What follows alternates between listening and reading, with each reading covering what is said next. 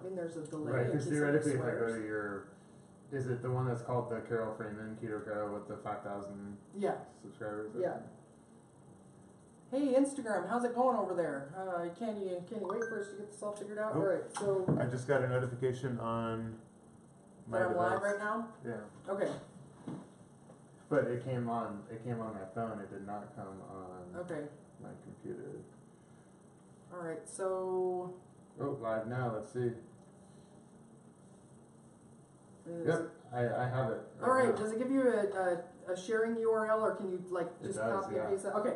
All right. Excellent. Thanks for hanging tight. We're gonna update that. I guess maybe that's. I don't know. I guess we can't promote it. I don't know. We'll figure this out. I'll just drop eventually. If you can go look it in the chat. Yeah, go look at all the places that I published it, you published it, share it, chat, if you want to reshare of yours. All right, share, tell your friends, we're here, we're going to drink some wine. All right, so what we got to do first is we got to get our baseline blood ketones and blood glucose.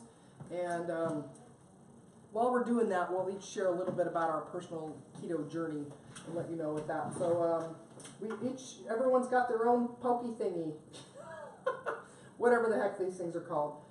We're going to be using Keto Mojo. I just want to give a shout out to these guys. Dorian at Keto Mojo, he gifted me this whole gift set. The gift set. Merry Christmas is a gift set. This that we're going to be using.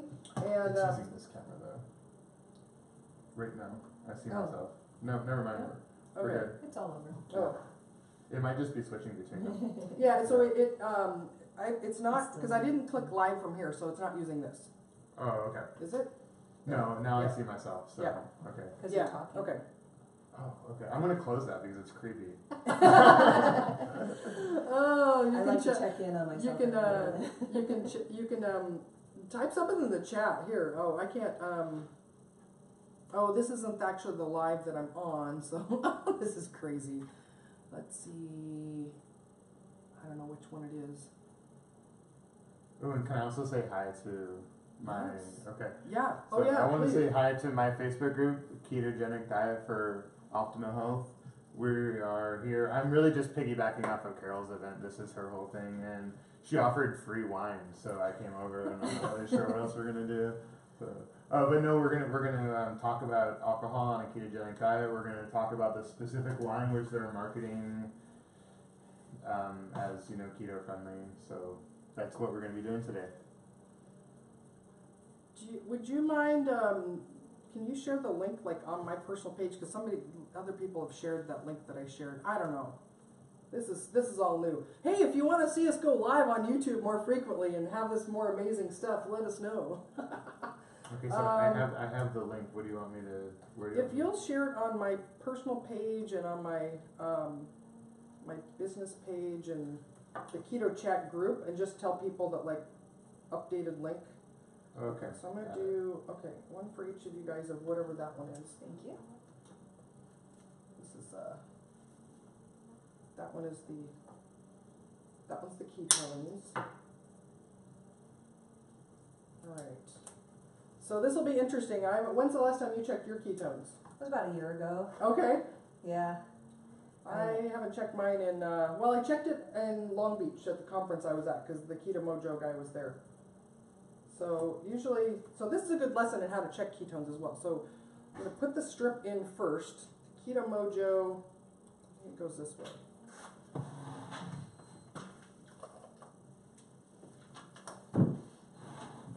CH. Are we testing blood glucose as well?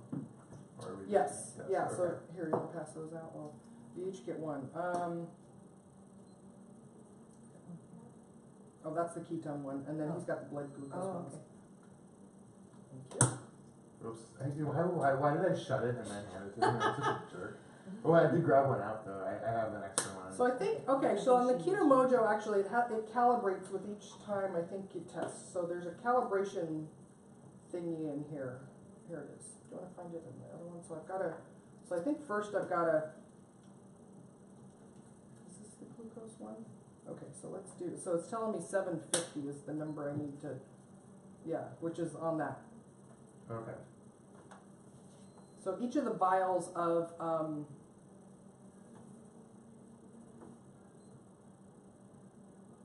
Oh, I see what it's doing. Okay, so basically when I put this in, it says 750, and you want that to match your calibration. So you know for each vial of strips, they calibrate them. So, Okay. So then if you calibrate it for both, we should be good to go since we took them out of the same one, right? yes. Okay. Although when I'm plugging this in, it just keeps telling me 750. Oh, you're dead. Well, she hasn't put her blood in there yet, though. Oh, I see. Okay, so I just want to match it to that. All right, I'm very confused right now. So, all right, I'm dead. I didn't do any blood yet. Let's see. Oh, I thought your blood sugar was 750. Oops, that didn't. I don't have a stabby thing in mine. Oh, okay. Can you put a stabby thing in mine? How do you do it on this one? I used my last one here. Oh, there's some in here. Here we go. All right, do you guys want to stab yourself? Sure. Alright, so should Well, I I use give the you a same stabby strip or? Yeah, I haven't Yeah, touched okay. it. Okay. Trade. Alright, so We're professionals. my guess is that I'm, quote, not in ketosis because I had a very heavy weight training session recently. You want to talk about why that makes any difference? My guess is that all of the ketones I had, I left at the gym. Come on. Alright. Okay. So, well, and so during exercise, it's actually really normal that your blood sugar elevates because your liver is actually making more glucose Oh. to fuel your. I was wrong. Okay, so post gym, what do you My got? ketones after the gym were 2.3 millimoles per liter. All right, good So, job. should I shove a glucose stick in there while I got Sure, blood in yeah. that? Okay. I've got, here's our disposal. Do we need to calibrate that one too? No, I think basically you just want the number handy. Like Okay. when it goes in there, it will tell you the number, and then if that's the same as that, then you're good to go. So now, is it on already? Do I need to do anything? I think, nah, just put it in again, and because it should like be say There that we it's go. ready for a drop. Is that how you know it's ready for a drop? It No, lit and then unlit. maybe it's upside down. I stopped testing I think. ketones. Oh yeah, you put it upside down. Okay. Yeah. I kind of Must stopped be screwing white. around with ketone testing before this thing came out. Okay, let's do it again. We're looking So- for glucose. So it's normal that your blood glucose is elevated during exercise. That's a good thing. Your liver's making more glucose to fuel your muscles during your exercise. And then it's common then for your ketones to go down. I'm not sure this is correct. It says my blood sugar is 30 milligrams per deciliter. That's interesting. All right. Yeah. Maybe We'll come you're back to still this one at the well. I end. mean, you've got high ketones and low blood sugar. How you Yeah. feeling? I feel okay. Well, And what are we looking for as far as numbers? we're getting a baseline. Here, let me write those down, and then we're I'm going just to gonna compare. grab it really quick. Oh yeah. So Mike is a miracle of modern science. He was at 2.3 and then 30. Let's see what Cassie is too. So yeah, so basically baseline. So anytime you want to see, so this is one of the reasons I think ketone testing can be really good, is that if you want to test something to see how it affects you individually, right? So you get a baseline. It doesn't matter what the number is afterwards if you don't know what you're comparing it to. So if your blood sugar goes up to 120 after a 30, well, we could do another check if you want to see if that's actually a, Maybe we should. yeah. Yeah. Which one's the ketones? This one. You want to do This is another what one? it says for me.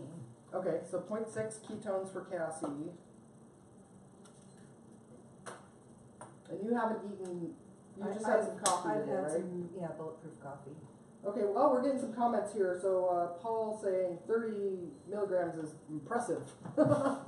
Well, I hope that is not really true because we're kind of having some problems with the snow around here. We may not be able to get the ambulance up the road. Sure. to Well, the check. it's actually an ambulance that's blocking the road down the street, so Somebody we could just posted- roll me down the hill. And Okay, so good. 96 blood glucose, that seems in line, right? So typically the higher your ketones are, the lower your blood glucose. All right, let's see if my stabby thing's gonna work now. All right. Is the Lancet the stabby part, and Yes. this is something else? I This think is so. the stabby controller? The stabby, the Lancet staberator? Right, yeah.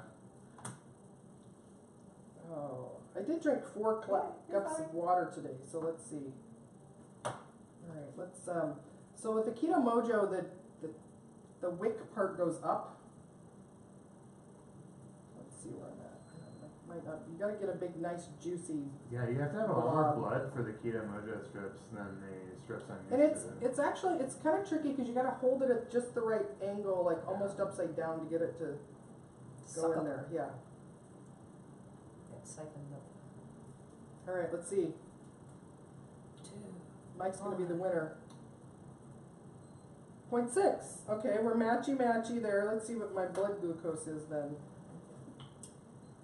All right, so this part goes up. Okay. All right, let's see if I have enough there to.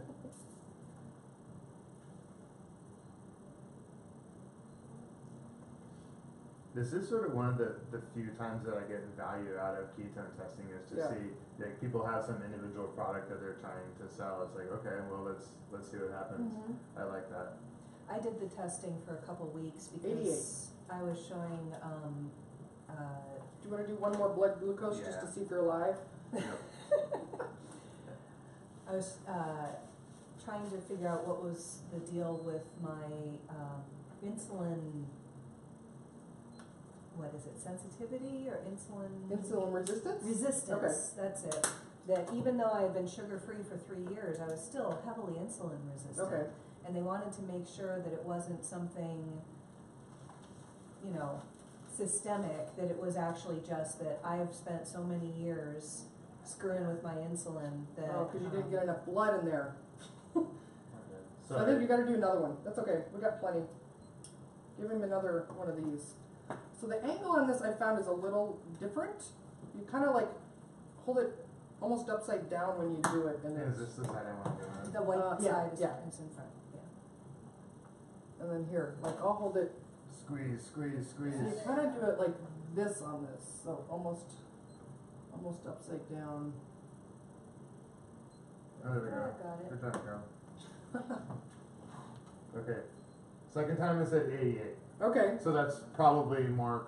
Okay. That's probably just fine. Yeah. Okay. Do you want to do one more for scientific No. purposes? No. We're all Okay. okay. You and I are 88. Cassie's 96. All right. So while I'm pouring the wine, so hey, I forgot to engage you guys. Share with us. Did you check your ketones or blood glucose today? What are your numbers? And also, if you're a wine drinker, like give us a big yes in the chat box in whatever way you're watching us right now. So we've got Instagram, we've got Mike's Facebook group, we've got YouTube right now. So oh, I can let's see if I can get my chat for this. I don't know how to get the chat up on YouTube. All right.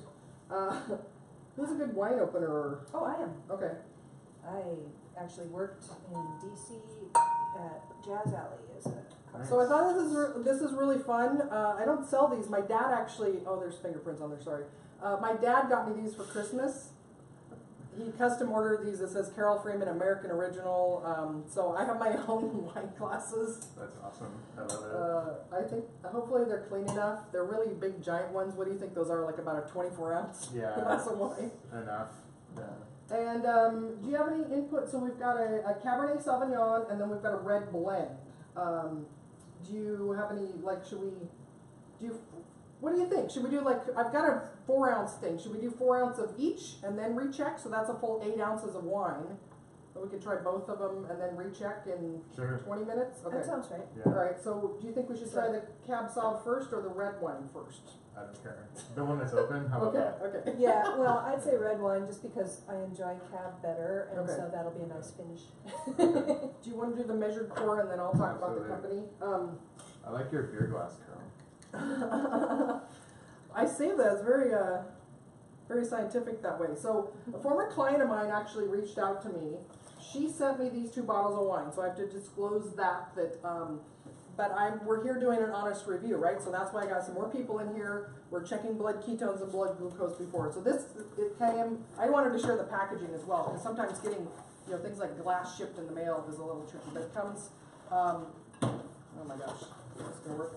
So it comes like this, and I'm assuming this is like biodegradable stuff there. So anyway, Scout Cellar is the company.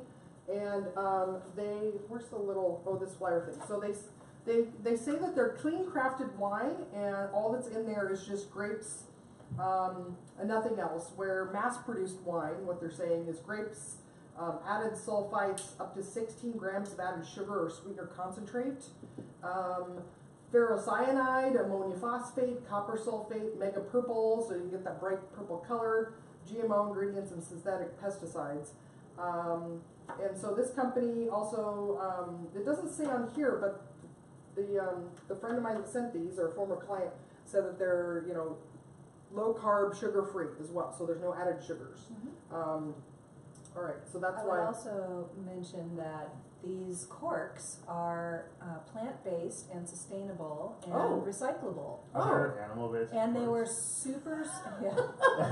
Well, no, but That's so funny. Well, I mean, you said they were plant-based, so I'm like, so that are makes me wonder, corks. okay. Yeah, Are they regular gluten-free natural too? Corks are plant-based, but I would also mention that they were super easy to pull out. Okay. So Which people can be good who or bad, are or- weak. So can this manage wine is these good for people with bottles. arthritis. We each have our wine. All right, so this is the red wine blend that we're trying. Taquito. All right. Oh, and I had an aerator that I was going to use, but we're now. Oh, it smells good. So, Smells like Carol, what's the difference between red wine and white wine?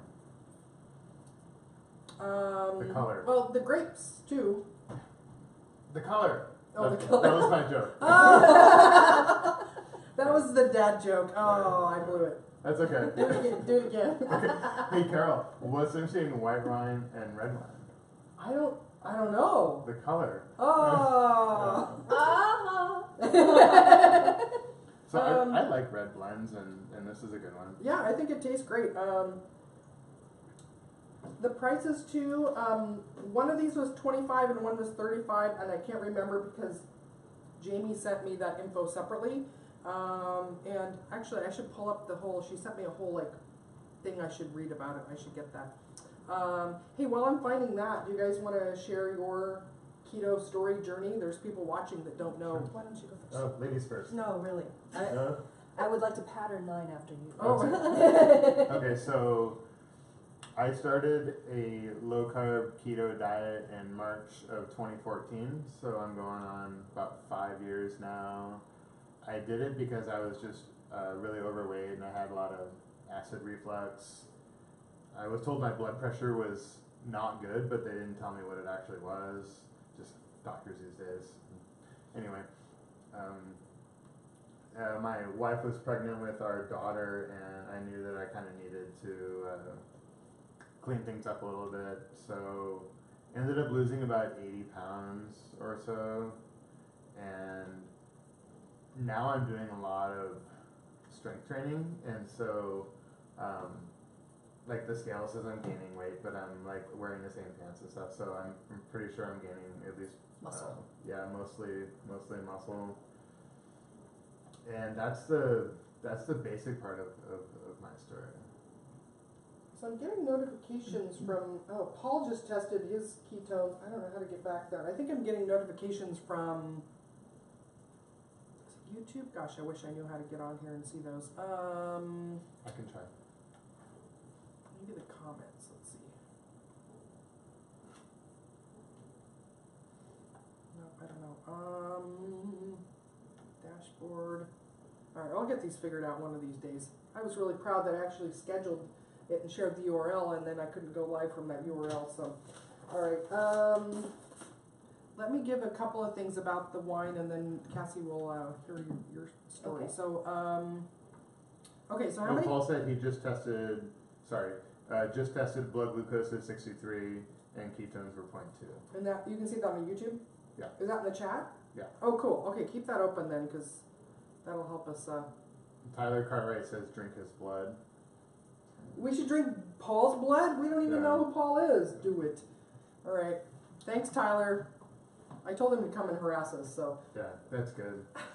Tyler's my favorite. So I'll read some. I'll do an FAQ in between each of the stories here. How about that? So, how many? This is from Scout Cellar. How many calories and carbohydrates are in a glass of clean crafted wine? That's their trademark. Okay. Can we guess and see what the? Yeah. How about that? How Yeah. many calories? So we're having 4 ounces. So we're not having 5. Okay. So So we're having a lower calorie serving.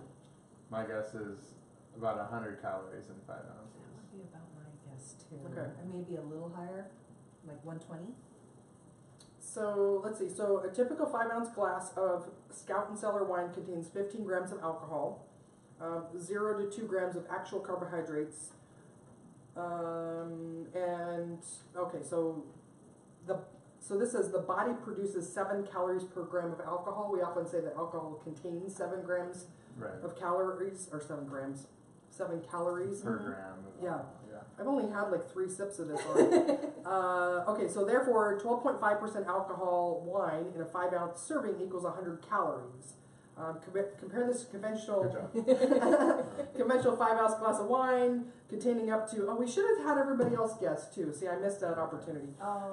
Compare this to a conventional 5-ounce. Okay, let's do this. In the comments, how much do you think a 5-ounce glass of conventional wine contains? Ooh, that's a good one. So post that in the comments wherever you are, and then we'll hear Cassie's story of keto, and then I'll reveal how many calories in a conventional glass of wine.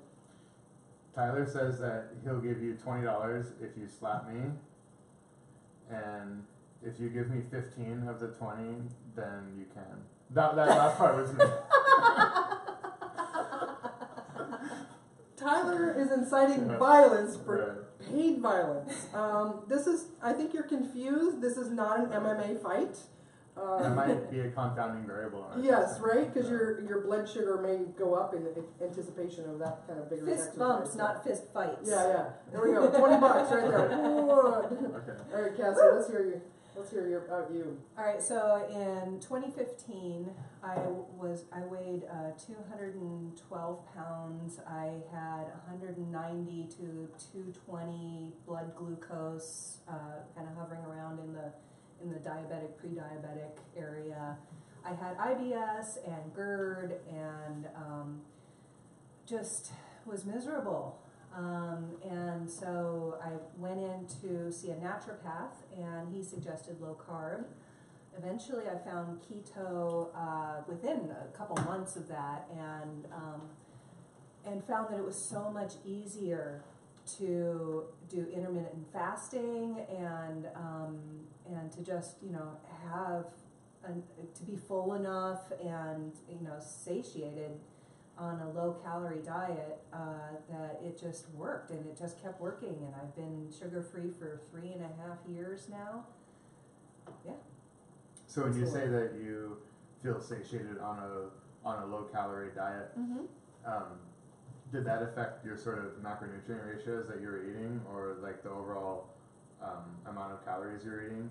Because a lot of people don't purposely restrict calories on keto diets.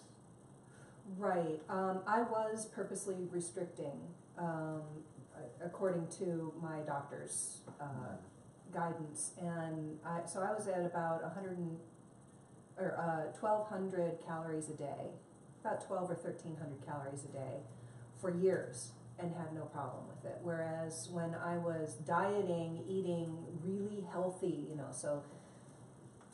shakes and salads, and just really trying to eat healthy in a quote normal American way, I was eating 1,700 calories a day.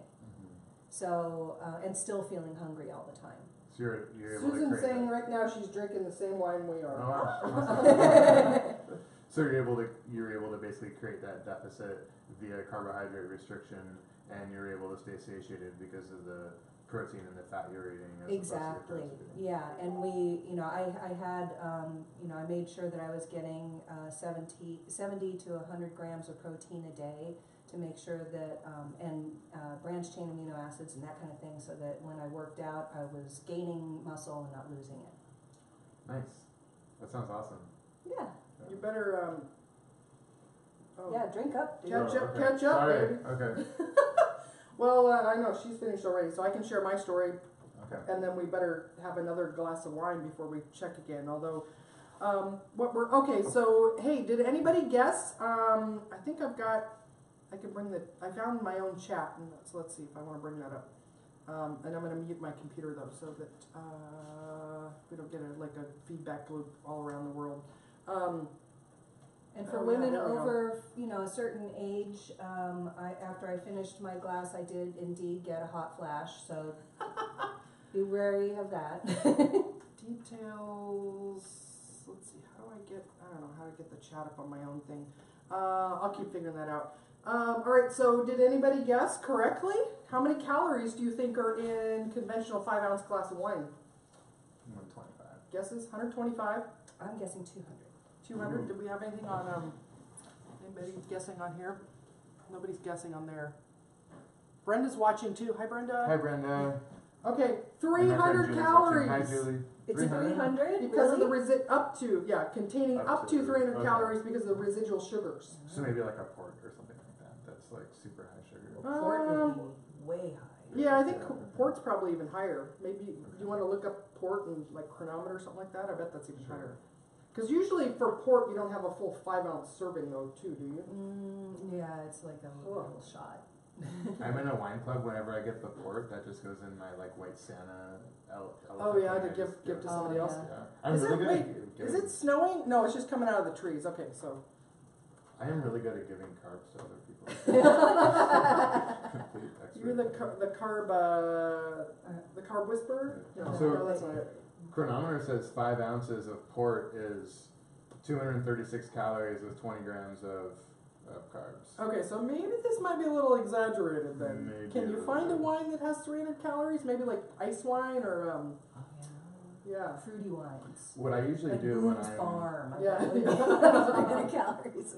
when I'm tracking in chronometer, sorry, I use red wine, other types, Yeah. and 5 came out with exactly 125.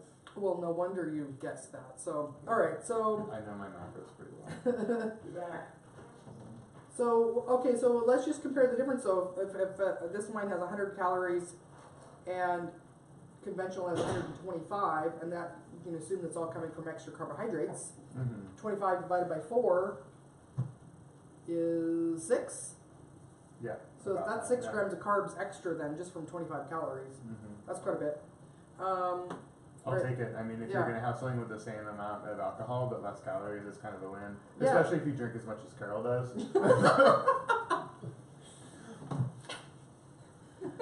Mike, don't slip on the way down the hill back to your car there tonight. All right, well, let me tell my story, and then there's a couple other questions here they've gotten FAQs of.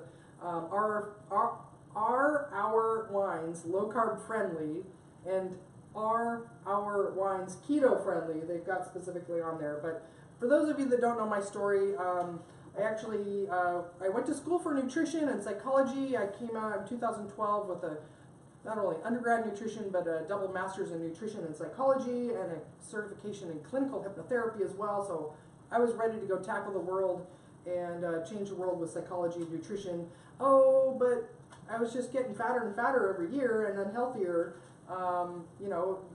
Not that the kitty's stuck outside. Not that what my education was poor. It's just we didn't know what we didn't know at that time. We've been sweeping fat under the rug for so long and being told that sugar's just empty calories. So I came out of school just trying to be as healthy as I could and help people learn to love themselves and give up on permanent weight loss solutions, because every other diet out there just helps people lose weight but then gain even more in the end. And so I came out of school with metabolic syndrome, gained probably 30 pounds through my grad program, who knows. And it took a horrible car accident in 2014, being disabled for about a year and a half from a brain injury, crush injuries to my legs, and just getting more and more sick for about a year and a half. Finally embarking. So this is Brewster. You guys may see him run around. So just so you know, Brewster is a don't pet cat, as opposed to the other cats that love it. But he's fine being held, no problem. But don't pet him because he'll bite you. So so turning back on my own education and understanding of ketogenic diet as being used for epilepsy, I thought, well, something's wrong with my brain. Maybe a ketogenic diet will help me. And just as you all experienced too, my health transformation's been pretty dramatic. About 60 pounds off in the first 6 months, and you know, That's really good. me coming from I just said the numbers really quick. I was like, oh. me coming from a background of like thinking that diets don't work and never really even being able to stick with a diet more than a couple days, you know, it was pretty dramatic. And so I'm just really excited now that I'd be able to I'd be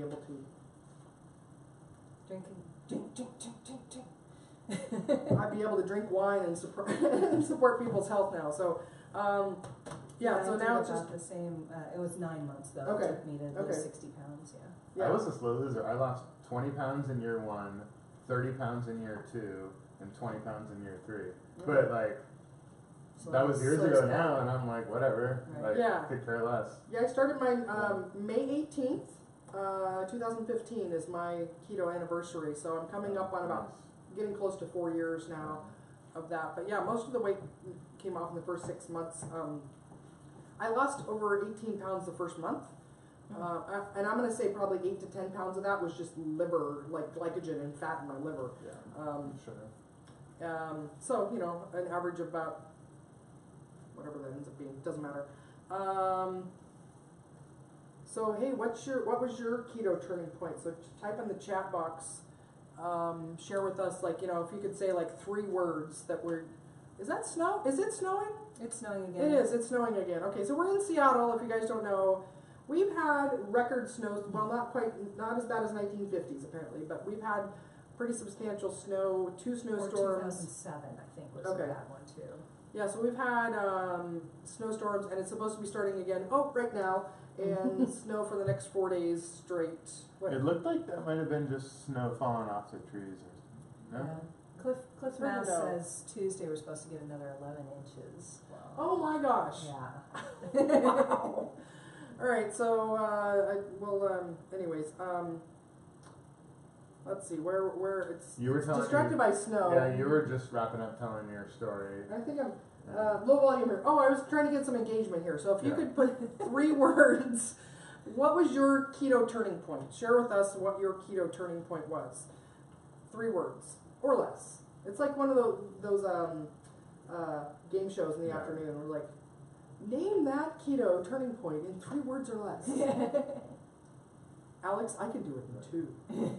I was fat. Car accident. 2 words. All right, I'll finish this, and then we should have the Cabernet Sauvignon. Okay. Middle Jane. Which has been airing out. Airing out. All right. Okay, may I trade you? Yes. Yeah. And I can. Yes. Okay, so more FAQs from Scout and Cellar. Are our wines low carb friendly? Their answer, yes. Our wines follow the art and traditional fermentation, which means the grapes are fermented to dryness. We also do not allow for added sugars or other sweeteners post-fermentation. Therefore, our wines are considered a low carbohydrate beverage with a typical 5-ounce glass containing less than 2 grams of carbohydrates. And then the other question is, are our try to say that after one glass of wine. Yeah. Are our wines keto friendly? Yes, those following a keto, I like how it's in quotes, keto is in quotes, plan, closely monitor their daily carbohydrate intake. Since we select wines fermented to dryness and do not allow for added sugars, those following a keto plan, it's in quotes, can enjoy our wines while still being aligned with their keto goals. Let's see. So the red wine blend is $25 a bottle. This Cabernet Sauvignon is $35 a bottle. She says that their wines range from $20 to $75 per bottle, and they are a higher price point because they require additional testing to ensure no pesticides or added sugars. And if And you it looks order, like they're actually a winery as well. They're not just bulk buying other people's wines Oh, okay. and retailing it. I mean, that's my Yeah. guess Vintner? because it actually has their name on it. well, that's a sticker. Oh, okay. So Yeah. maybe not then. I think they are curators actually, so Okay.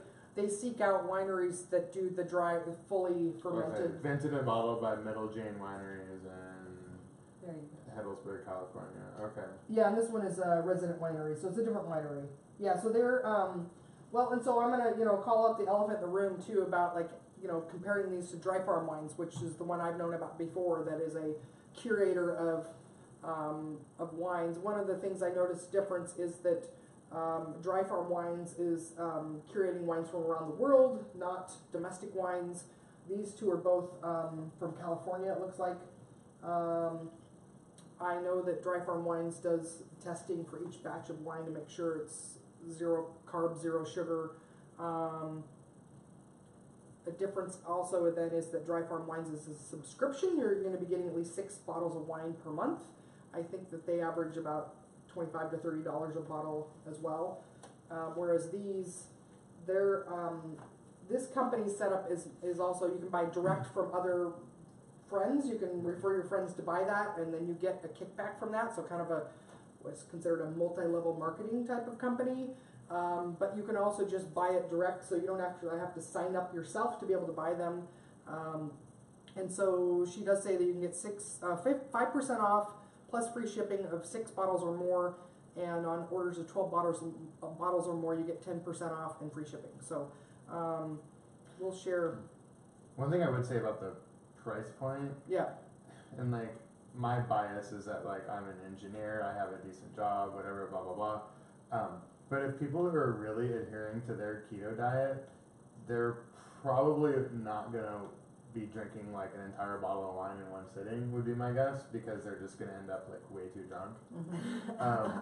And so what I found is, having the more expensive alcohol, but I'm drinking half as much or a quarter as much, and maybe people shouldn't be drinking all the time anyway.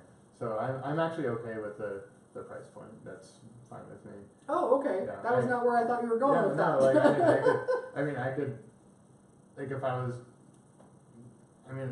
back before I was doing keto, I could buy wine that was like a $6 or $8 bottle, but I'd be drinking way more of it anyway. So yeah, that's a great point, right? Because more expensive wine, you're probably going to save it for a special occasion and not just drink a couple bottles every afternoon or every Sunday afternoon when it's snowing or something. So, all right, did you guys taste yet or nope?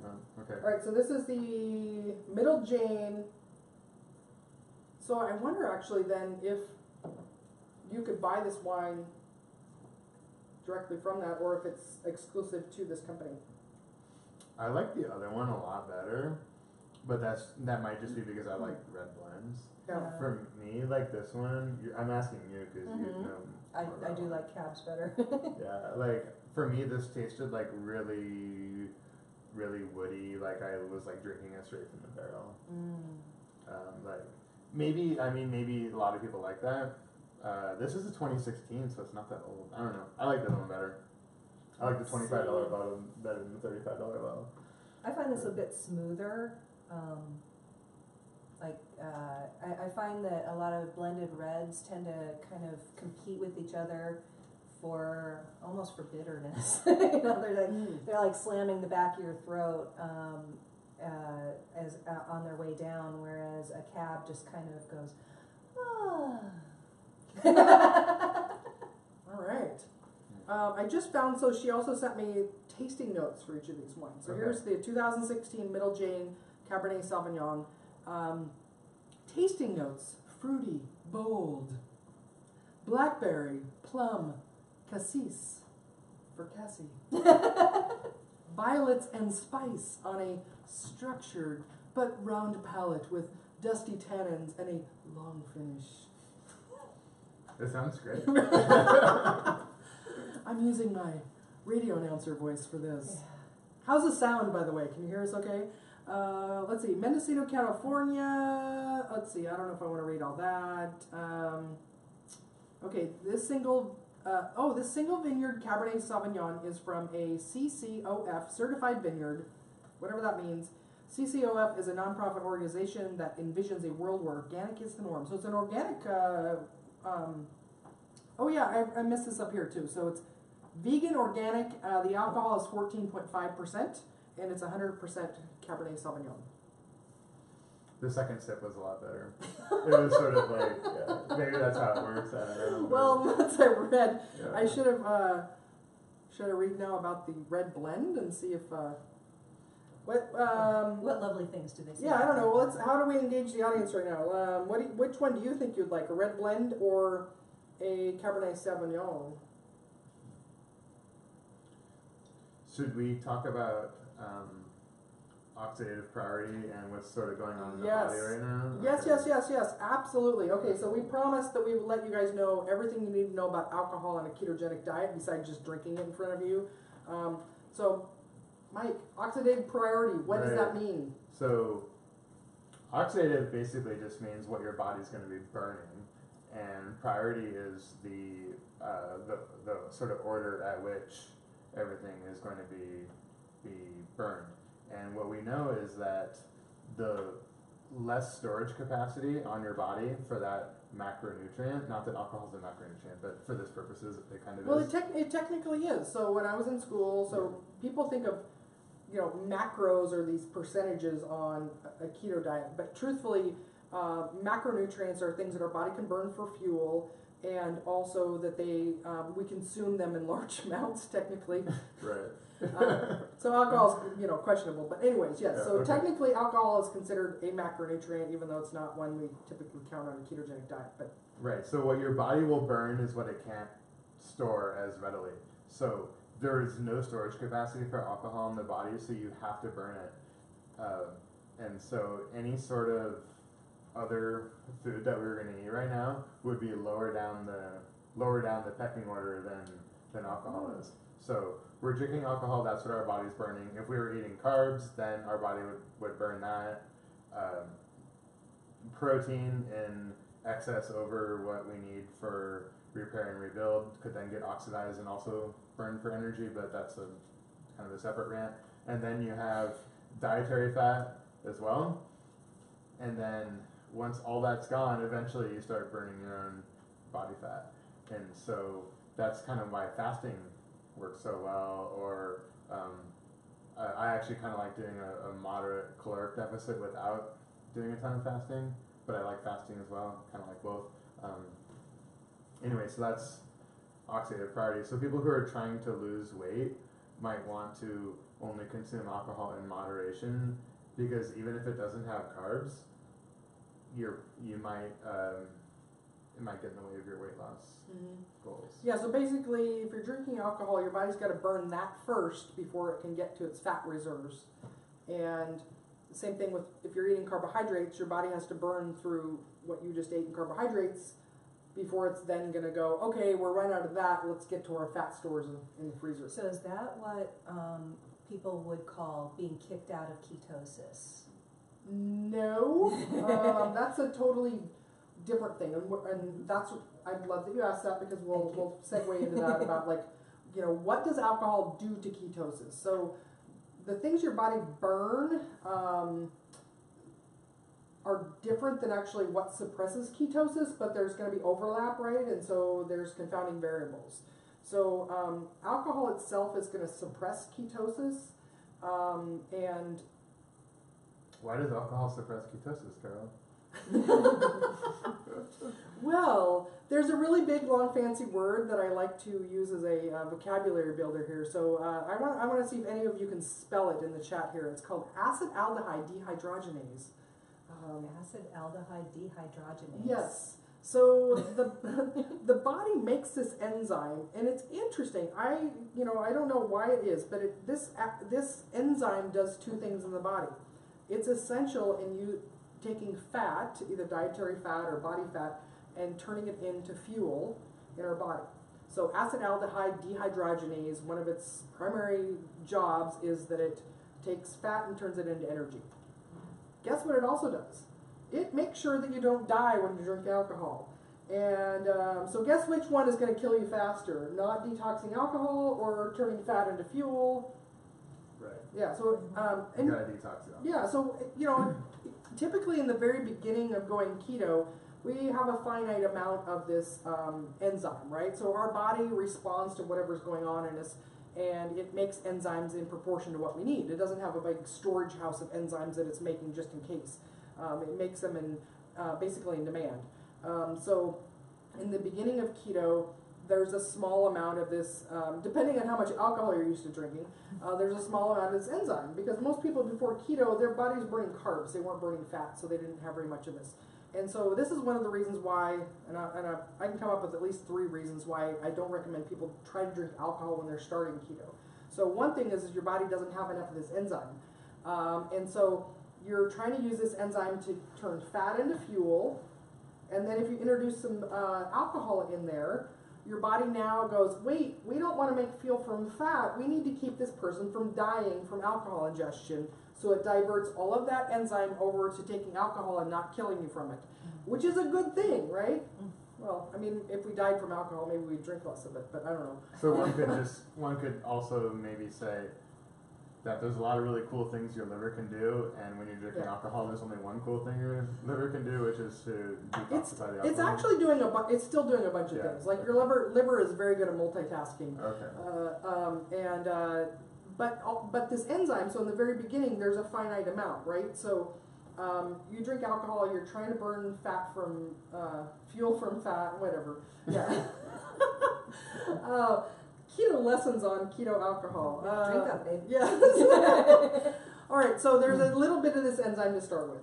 And your body's going to prioritize detoxing alcohol. So basically, it keeps you out of ketosis. It doesn't really do that. It just suppresses ketosis down to a small amount.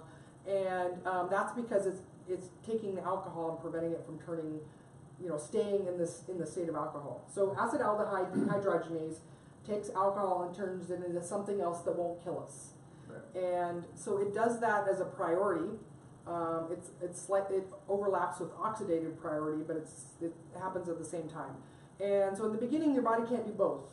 And so you're going to get a dramatic suppression of ketosis in the very beginning if you're trying to have alcohol. So this is, I've had people are like, I can't stick with it. I'm trying to keep, I did have my, vodka soda in the very beginning, but I can't stick with it. It's because your body doesn't have enough enzyme to do both at the same time. So I recommend people wait 30, 60 days or longer, no alcohol, before they try to, stick with keto that long before you try to bring alcohol in, because then your body's actually made a lot more of that enzyme, and it can tolerate a higher level of alcohol at the same time as still being able to turn fat into fuel. But there's more to it than that anyway. So in the original Dr. Atkins book, he said that, I like the way he phrased it too, he said that alcohol pauses ketosis. Yeah. Which is, And so we're gonna find out how much here. So as soon as we finish this glass, then I'm the slow drinker of the... Yeah. It's been almost an hour. What questions you guys have? We haven't even answered any questions yet. we should talk about blood glucose and alcohol. Yes. Yeah, that'll be interesting to see how this affects. So my guess is that all of our blood sugar is going to go down. Okay, so my predict's going to go down. Do you have a number you want to predict? Or 10 points. Okay. And the reason why is that from what I've read, alcohol impairs gluconeogenesis. Okay. So it impairs the ability for the liver to dump glycogen into the bloodstream to maintain normal glucose levels. And I haven't read in depth on the biochemistry of it, and I'm not even sure if that's out there, but I also understand that it interferes with, affects blood glucose, insulin, all those kind of things. We can't measure insulin, yet. Wouldn't that be awesome if we could? Yeah, that would be, we could, there's so many arguments out there in the keto sphere. You could, of course, go to a doctor and get your insulin checked. Yeah, spot checked, yeah. Which I've done. Yeah, so, I'll just go into the reasons why so in the very beginning of keto, I don't recommend that people try to have alcohol at the same time, even though it can fit longer down the road. One is it disrupts blood sugar. So how are you guys, how's your appetite feeling right now? Are you? I'm not very hungry. Okay. So considering the last food I had was about 7 o'clock last night, and I was in the gym for 2 hours, so I'm already going on like 17, 18 hours fasted before I even got here, plus I did a very heavy, very long weight training session. that's like a long list of confounding variables. Yeah. So I don't know if I can blame the wine for me being hungry, but I'm definitely like ready to eat some protein. I forgot to ask because I was going to do a subjective measure of appetite before we started. Okay. But if you can think back, like before we started this, scale of 1 to 10, 10 being ravenous, where was your appetite before you started? I was probably a 2 or a 3, and now I'm maybe a 4 or 5. Okay. Yeah. Slightly increased. 0. Okay. And still 0. Okay. I tend to just not be hungry in general. That's lucky. Yeah. I've done like a 3-day fast and was never hungry. I can never get past 24 hours. I did for my colonoscopy, but that was because you're drinking this awful stuff. Oh yeah. Well, if you're strength training and trying to gain muscle mass, you might not want to fast much longer than 24 hours anyway. But, yeah. I mean, there's a lot of debate about that, but yeah. My doctor has recommended just try it 24 hours, see how it goes. So Susan says she's been on keto for 18 months. I'm at goal weight. How much can I drink to maintain my weight? I'm a red wine drinker. Good question. All right. So how much wine can she drink and still maintain her weight? Depends You want on to chime in on that? what else she does. Yeah. yeah, I mean that's literally exactly what I was going to say. Is it depends on what else she's consuming, what else is she eating. For me, there's not that much of a difference between maintaining and losing weight. It's literally a glass or two of wine and maybe some cream in the coffee, and that's it. A lot of times when people go into maintenance, they just start slow gaining. Ah, yeah. And so, like, I mean, sure, we're all different, whatever, but, like, maybe a glass or two. That's my guess. Like, yeah, when I started doing lazy keto for maintenance, I did within a year go up 10 pounds. So I can tell you that if you really are serious about keeping it down, keep track. Don't go off very often. Stick to low calorie and intermittent fasting if possible. But man, it's the fact that once you get down to your maintenance, if you can use those tools to keep going back and keep course correcting to keep on track, that's really the best method and probably the most comfortable, as opposed to writing down, tracking every single thing that goes in your mouth. Yeah, and keep in mind, I mean, alcohol, especially wine, is enjoyable, but it technically is empty calories, right? And so it's displacing more nutrient-rich foods and, keeping with your own goals. And I think, what you said is really valuable, too, because people have this fantasy that, like, well, I just go keto and I'm going to lose the weight and keep it off forever, and that's all I got to do, and I can eat as much as I want. But the truth is, our bodies really want to regain the weight. Yeah. right. And it does take some diligence and fine-tuning and course correction occasionally. I found with my clients especially, it's easier to make those course corrections than previous diets where it was like, well, I'm on this diet and now I'm off the diet and gaining the weight. Now That's I why gotta we go on don't another call diet. it a diet. Yeah. We call it a way of eating because you can't just hop on and off of it. That's not how it works. It's a way of life. Alcohol is also really bad for male sex hormones. It's literally toxic to my balls to be drinking this right now. All right. Yeah, We finished the hour, so Instagram will let you go live for an hour, so that's finished there. That's fine. Yeah. People aren't watching anyways on there, so. There's an article from Menno from Bayesian Bodybuilding where he goes into how alcohol impacts various hormones in the body, and testosterone is one of the big ones. Yeah. And men tend to have obviously way more testosterone than women do. And so his sort of whole point of the article is that, like, men, if you're trying to gain muscle mass, you cut out the drinking. But women, you're probably, it doesn't impact you nearly as much. Oh, interesting. Because So of you could build more muscle by drinking more then. Yeah. Well, no, that's not what he was saying. I think it was. No, I think he was saying that, not only can you not be gaining, getting your gains, but you can get some whiskey dick too. That's true too. Yeah. So I've heard. Yeah, so the Don't know answer, from personal experience. the answer is it depends, right? Which is just everything else on keto. Like, there's no one size fits all. You've got to figure out what works for you. And all right, are we started a little bit late, so I think we're rolling up on an hour here. So we got to check our Shall we? all the Okay. numbers again too. So Get all right, this so stuff out. here you guys go. Now, if you're still hanging with us here, I can't tell who many people. How many people are still with us? Yes. All right. So Mike started out with ketones at 2.3, and his blood glucose was somewhere between 30 and 88. So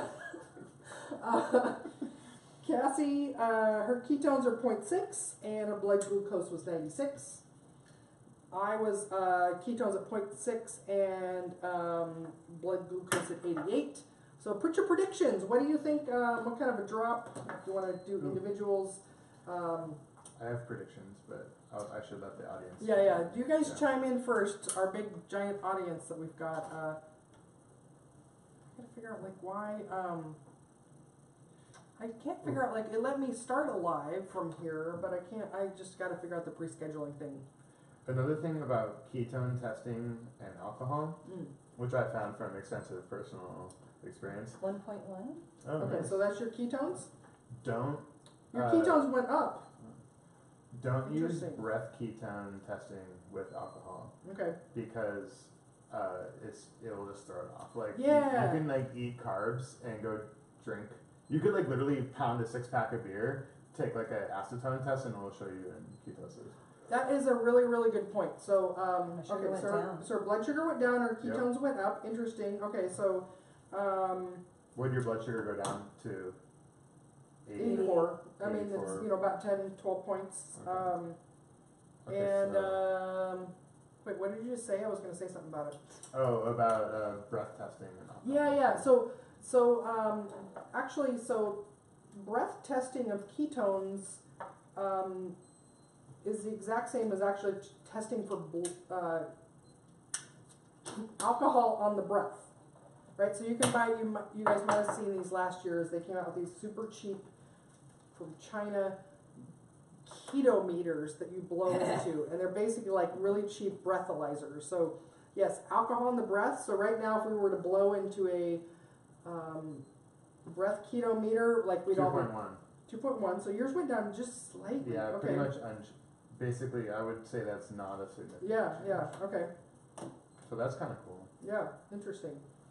And the other thing, if we could be more scientific, we'd hang out for another 4 hours and keep drinking, and then also, typically the next morning as well, people will see a suppression, like their ketones in the morning will be lower the next day after they've had some drinks the night before. But Right. I've checked that for myself, and it's pretty normal too. The longer you're in ketosis, your baseline ketones are going to be a little bit lower than what they are 76. long term. Okay. So my guess is the 81. This 88 was 88 probably was probably accurate. good. All right, pretty stable. All right. And I guess we should also do the standard disclaimer of ketones do not equate to weight loss as well. Yes, if you guys don't understand that yet, your ketone number has nothing to do with how much weight you're losing or fat you're losing off Or how your good of a body. ketone you are, or how good of a human being you are. Yes. It doesn't really matter. Oh my gosh. Very good point. Right. All right, so you guys had no problem getting the juicy blood drop out there with Yep. not being dehydrated here. Let's see. Like I was surprised that I was in the 2 millimole range, but whatever. Like All right, that's a big juicy drop there. Let's see. You figured out how to do it on your own. I Yeah, didn't this have is- any did. problem putting it in. Yeah, it's like a different angle on this. You got to do like a angle No, like it's that. the other one that was the different Okay. angle, I think. And my ketones, 0.4. 0.4. All right. Yours went up and mine went down. That's very interesting. Yeah. Yeah. All right. so What- yours went from 0.6 to 0.4, hers went from 0.6 to like 1 or something. 1.1. 1.1. So ours had a predictable change. Yours did not. So that's curious. Maybe because I had more calories this morning than you guys did. Yeah, I've been I had 0, so Yeah, I've been fasting. I had a couple cups of coffee and I had some. Oh, that's bloody. All right, I had maybe like about 30 calories worth of collagen protein in my coffee. Yeah, I was gonna say I had the ketology shake in my coffee. Do those have MCTs in them? No, No, okay. I got an error. I got to start over. All right. Because if people load up on MCTs and stuff like that, they can artificially raise their ketone levels. And I say artificially because those ketones aren't coming from body fat; those ketones are coming from the food that they're eating. Oh yeah, MCT oil. Is that what you're saying? Yeah. Yes, then absolutely it has MCTs in it. All right, who's on point for predictions here of what are Your blood sugar, or all of them, right? Okay. Anybody got any other? Tyler left us, I think. So Paul made a good point here that the finger Finger prick. Wait, I got another error because I laughed when you said that. might take 15 minutes to show up in circulating blood. So we basically might only be testing the first glass of wine we had. Okay. Yeah. Well, so. But with a YouTube live, we can't just sit around for. I don't know. We could. You know, Joe Rogan does like 3-hour lives. So. Just and his sitting podcast is worth $100 million. Poking so. and Yeah, drinking so- and Poking and drinking, yeah. All right, I gotta get a new spot. I've already coagulated there, so. You know, Carol, if you were on the Joe Rogan podcast, you would have so much money that you could buy me another Tesla. Because that's what I would do with my money. Right. I would buy him another car.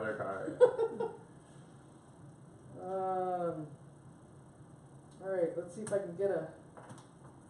Jeez. Oh yeah, this is a good one. All right, yeah, this one's good. So it's a good thing that they have the lowest cost ketone strips here because then. All right, so you wait for it to have. Oh, and it's droppy. Okay, so here we go. So while Carol's trying to test her blood sugar levels, have you found that being on ketogenic diet really helped with your blood sugar and the pre-diabetes and the whole deal there? it helps my blood sugar obviously because I'm You're not down. consuming it. You know, I'm down in the 90s as a regular, 80s, 90s as a regular thing. But I did have some problem with insulin resistance still, even after being sugar-free for 3 years. So it's something to, keep checking in with your doctor. It's a long road for some of us that have been dieting, mercilessly beating our insulin, Are you Level going under off of home IR as far as insulin resistance going, or are you talking about fasting insulin, or? Yeah. Okay. Yeah, I do regular blood draws every few months with my doctor to monitor where my lipids are, where all that kind of stuff, to make sure that, and actually my labs are perfect. It's like every time I go in, it's textbook now compared to the worried glances I'd get every time I'd go in, for my annual every other time. So it's certainly much, much better. There's, of course, some things that are just going to take a long time to heal, and insulin is one of those things for some people. All right, finally got my blood glucose 85, slight drop. I like Paul's perspective that we're probably just checking the first glass. So if we were to test it again in a half an hour, we'd probably see it go down even more. Yeah, I mean, So explain again why alcohol makes your blood sugar levels go down. I think it evokes. I would have to look up the mechanism, but I think it evokes an insulin response actually. But I think actually you were talking about too though. It suppresses gluconeogenesis. Yeah. So here's the thing: is that people don't realize is like part of our blood sugar comes from the food we eat, but also our liver is also monitoring things and making blood glucose as needed from various places. And that might be the primary thing that's going on is that because it might be because the liver is switching over to detoxing alcohol, so it can't have enough power left to make enough glucose. There might be other mechanisms though that are going on that suppress. Yeah, so it's not just about like, there's a bunch that goes into what actually is our blood glucose number, and that probably, again, there's somebody comment. I'm sure there's biochemistry about that. And my guess is it's multifactorial, like it's affecting insulin, it's affecting gluconeogenesis in the liver. It is a good indication that the alcohol you're consuming is low carb if your blood sugar goes down while drinking it. Like even though It's not extra sugar. Right. Yeah. So like if we were to say we had 2 margaritas instead. Right. My guess is our blood sugar may have been flatlined or may have gone up a little bit more. Yeah, or even more, right? So that was one of the things that I was going to mention at the beginning. It's not very scientific because we don't have a control.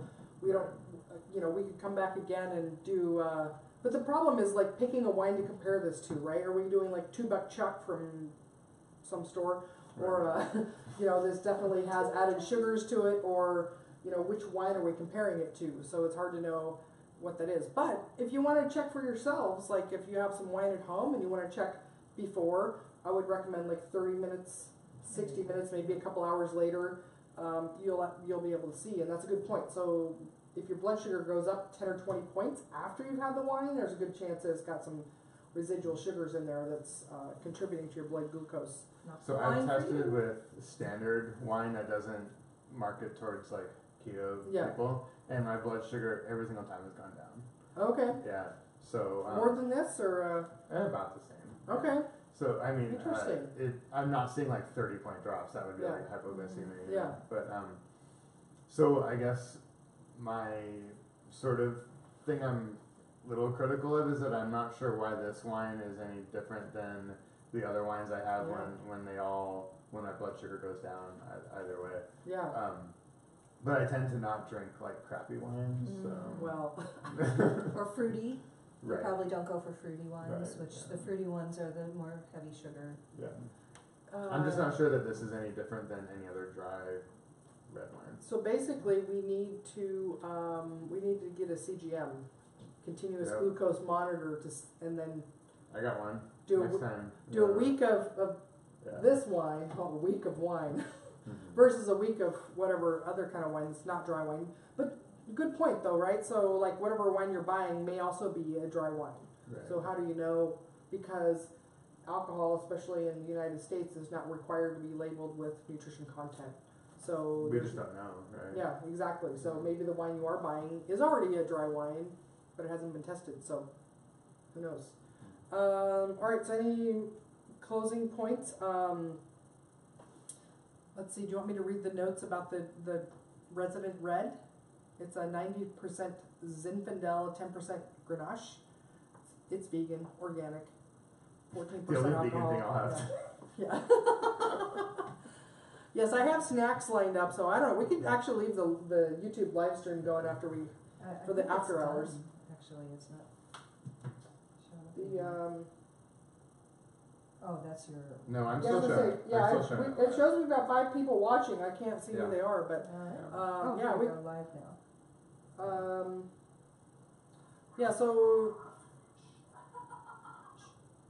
all right, let's do this. Let's wrap this official thing up, and then we'll just keep the live on if you guys want, because I cooked some plain burgers and some cheese folios, snacks. If you guys want to hang out and just like after hours chat or whatever like that. But if we wrap this up, like what's your review on this Scout Cellar Wine?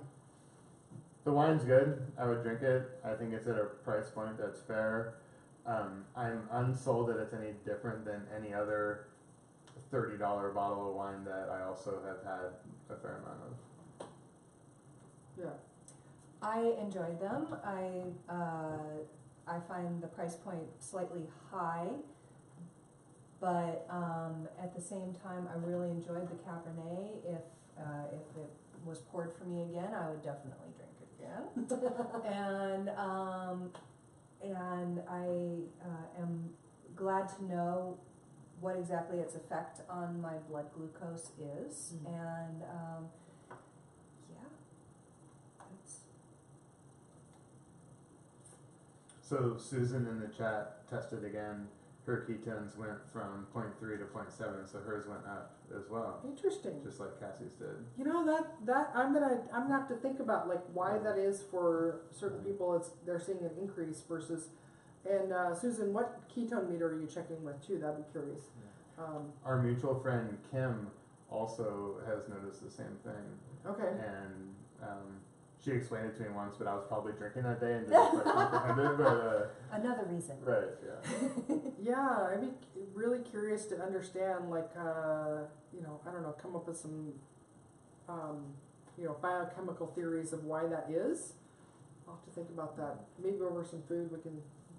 There's also, absolute versus percentage. I mean, my ketones were in the 2 millimole range, so they're already pretty sky high. Yeah. Yeah, 2.3 to 2.1 is within margin of error, right? Right. Maybe even 0.6 to 0.4 as well. 0.6 Mine to was 1.1, I would significant. say that's more, yeah, that's a significant So change. Susan did a precision extra. Okay. Yeah. Oh, hey. I put these out here because I wanted to talk to you about these. Oh yeah. So, totally not related to wine and keto, but Fathead Kids, the guy who did the Fathead movie, so I bought his movie and the book, and I just wanted to give you the movie and go show it to Mazzy and see what you guys think. Oh, thank you. Yeah. Yep. So, total plug for Tom Naughton. Right.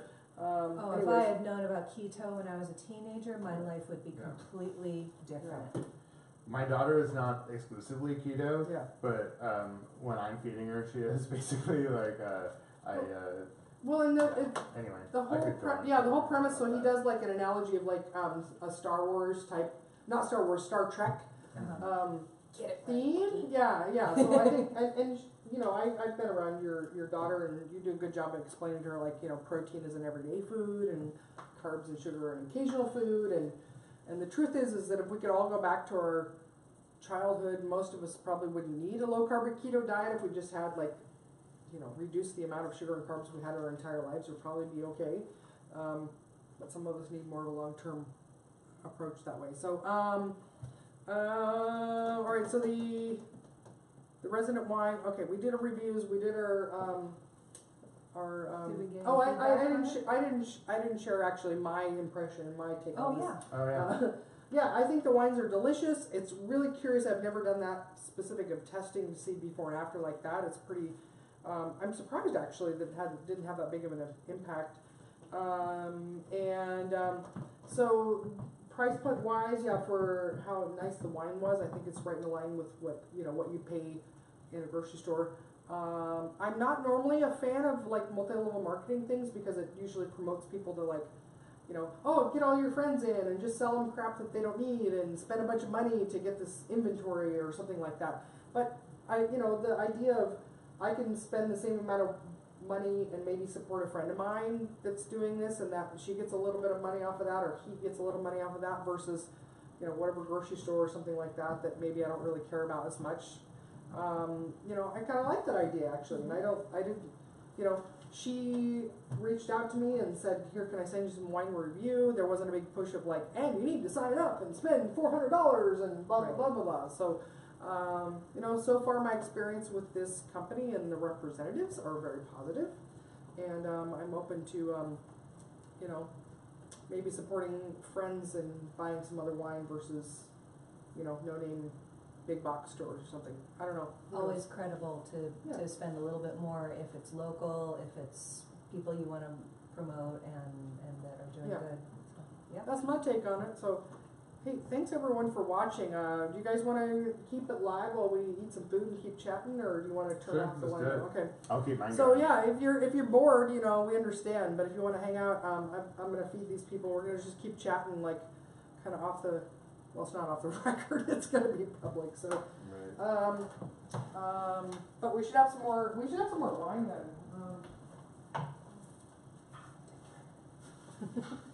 All right, you guys. Daddy rags. Keys coming.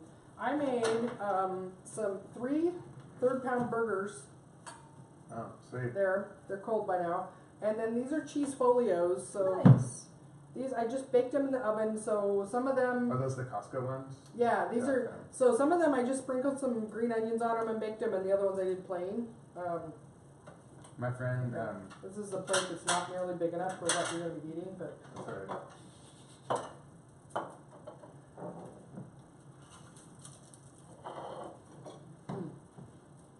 More not blood-soaked napkins. I go to a lot of soccer games, and the idea of having something like this that we can just like cook up really quick, like tailgate fashion, boom, boom. I like these with the onions in them. Oh, actually, that's a good idea. I'm doing double meat. Yeah, right? Who loves watching other people eat? And I'm going for this wine because it was the one that I could reach without having to annoy him. the ladies' serum. I'll have I, more. however, am back to water. Oh. You're gonna drive home in the snow? I will have some more of these, the Resident Red. So, can you still see the chat? I still didn't figure out on my computer how to get the chat. I can see like the live. I did, thing, yeah. but- So I got my group up on one tab, Mm. and then I got the YouTube chat. Hey, what questions you guys have at this point? Questions, comments? Susan's also literally having. Oh no, she says I'm pouring in her glass here, and I wish I also had the burgers and cheese fillet. So. Where's Susan? Where do you live? What would make these the best? A little bit of guacamole. I was gonna say I have some mustard. No. You want to have another? This is lovely. Here, actually, let me show you some other. I'll pull out the other products we can try here. Have you ever used sugar-free ketchup? I have not, but the reason why is that I hate ketchup. Oh, I was gonna say, here we go. No. So, I have to make cocktail sauce. Okay. have you seen these? No. So Guigon Keto, these were samples at the Metabolic Health Summit that I got. I'm an She's allulose from skeptic. Oklahoma City. What's that? Susan's from Oklahoma City. Okay, a little far away. We're getting a notification there. I've never heard of allulose. I'm an allulose skeptic. Right now, there's some companies in the keto world that are super excited about it as a no carb sweetener. It is an enantiomer of fructose, which means No. that shape-wise it's the exact shape, but it's a mirror image of it. And when I looked into Antimose. Okay. enantiomer, yeah, allulose enantiomer. So when I looked into the FDA has declared that allulose is considered GRAS. So GRAS stands for generally recognized as safe, GRAS. Mm-hmm. And so basically it means that anybody can add it into anything. No further testing is needed. Just like Red 40 and. Just Yeah. go for it. Okay. No. Yeah, and so I actually went through and looked at the research, and so there's an application that whoever the maker of this stuff has to come out with. I looked at the research, and it's shown that like 90% of it's not digested, but I had some concerns though because of the rats that they were testing on. They showed a slight increase in liver weight, which means that some of it's getting stored in the liver. My concern is that because fructose is processed in the liver, that it may have some, I'm afraid that allulose is going to be the agave nectar of Right. the keto world. So So tell me about agave nectar, because It's fructose. yeah. Okay. So there's different types of sugars, and so carbohydrates come in various types, and sugars are 1 ring or 2 ring structures, and they process different in the body. Fructose actually doesn't go through normal sugar metabolism; it just goes straight to the liver for processing. Which is why high fructose corn syrup was marketed as being healthy, because a pure high fructose corn syrup doesn't directly raise blood sugar, or Well, not as much because it's not. So high fructose corn syrup is 55% fructose, whereas regular corn syrup is like 45%. So it's slightly higher than fructose, but it's still got a considerable amount. I think it's sucrose that has. No, sucrose is part. Anyways, I don't remember right now. that's what I meant. Pure fructose doesn't directly. Right. Yeah. Yeah, so agave nectar actually was very high in fructose, and so when sugars go to the liver to be processed, they don't affect blood glucose, so it was a false measure of healthiness because, it doesn't raise your blood sugar, it must be healthy. The problem is with fructose going to the liver, it actually almost immediately contributes to fatty liver or liver dysfunction. And so the looking just at blood glucose is not a good measure, right? So the same thing with allulose is that, as I'm feeding you guys this, it doesn't raise blood glucose. So people are saying like, yay, it's the answer to all our low sugar, low carb, keto problems. But what's it doing in the liver? Right. Yeah. Well, and it didn't really do it for me anyway. So.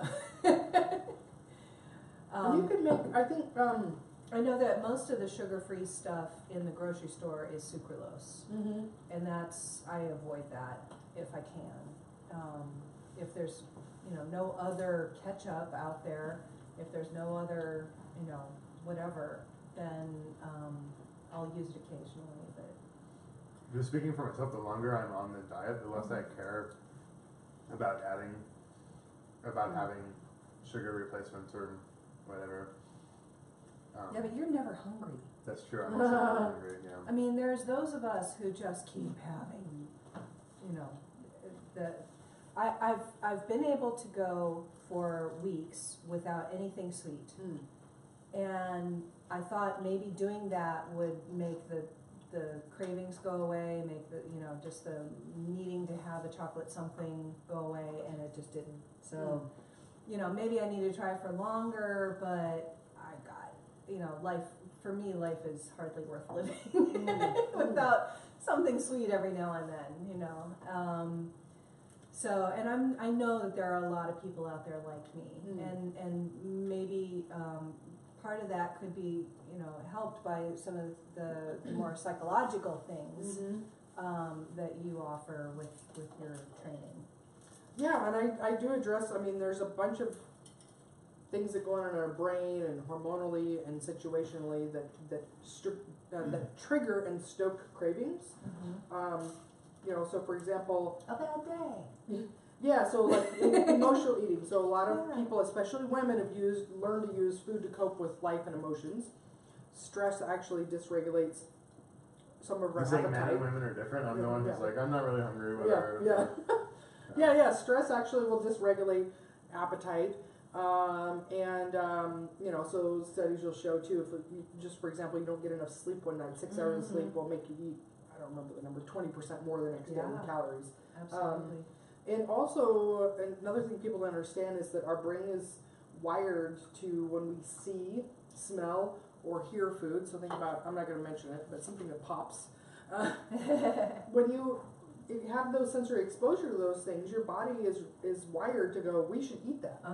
And so sometimes people mistakenly still try to watch cooking shows or go through the bakery section and like look at all things, or they're spending a lot of time online looking at recipes and planning and meals and fantasizing about all these keto desserts and things like that, and all those things actually just stoke appetite and hunger. That's true. And so those are the things that I have my clients take a vacation from all that, at least 30 days, 60 days is even better, and part of it is that they understand why that makes them hungry, why that increases the cravings, and then it empowers them to go, it definitely looks like it's snowing. Well, I don't know. It's hard to know. Is it snowing or is it falling And how on the much trees? time are those clients saving by not washing their stand mixer 3 times a day and like reading when I first started a low carb diet, I would read some recipe that have like 30 things in there and like 20 of them I've never heard of before, and it's like, man, now I'm just like grill up a steak and toss the vegetables, whatever's in the fridge, and done, Yeah, well, I used to be like you as well. Like, I grew up in a family where, if there was candy, it was gone immediately. Sure. Like, I remember going to a friend's house and they had a bowl of M&Ms on their family table, and I was like, how is it sitting there? And you're just like shoving that in your face. Like, in our house, it would last not even 5 minutes. Right. And so I come from the same place, but also because I've studied the neurochemistry of appetite and cravings for so long, I brought that into the approach, and even for myself. And so from the very beginning, I noticed, like, I used to love to watch cooking shows. I loved to cook and spend all day cooking, and I used to teach and design cooking curriculum, right? So that was a very integral part of who I was. But I noticed immediately that as soon as that TV show came on, like, it turned on the appetite again. And I was like, oh, I don't like that feeling, right? Because that's an out of control feeling. Right. And also knowing that the way that the brain works with cravings and appetite is that if you reward a craving with something sweet, that's like saying, good job, come back again, do that exactly the same way. So the way that our brain works for habits is that there is a cue, and then there is a reward, and then that's reinforced.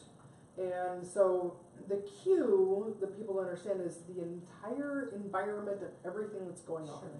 And so this goes back to, back when food was scarce and we had to walk around the woods to find our food, we would find something and our brain goes, okay, remember everything, like the smell, the sights, like it was a way of your brain memorizing where that food source was so that you could find it again in the future.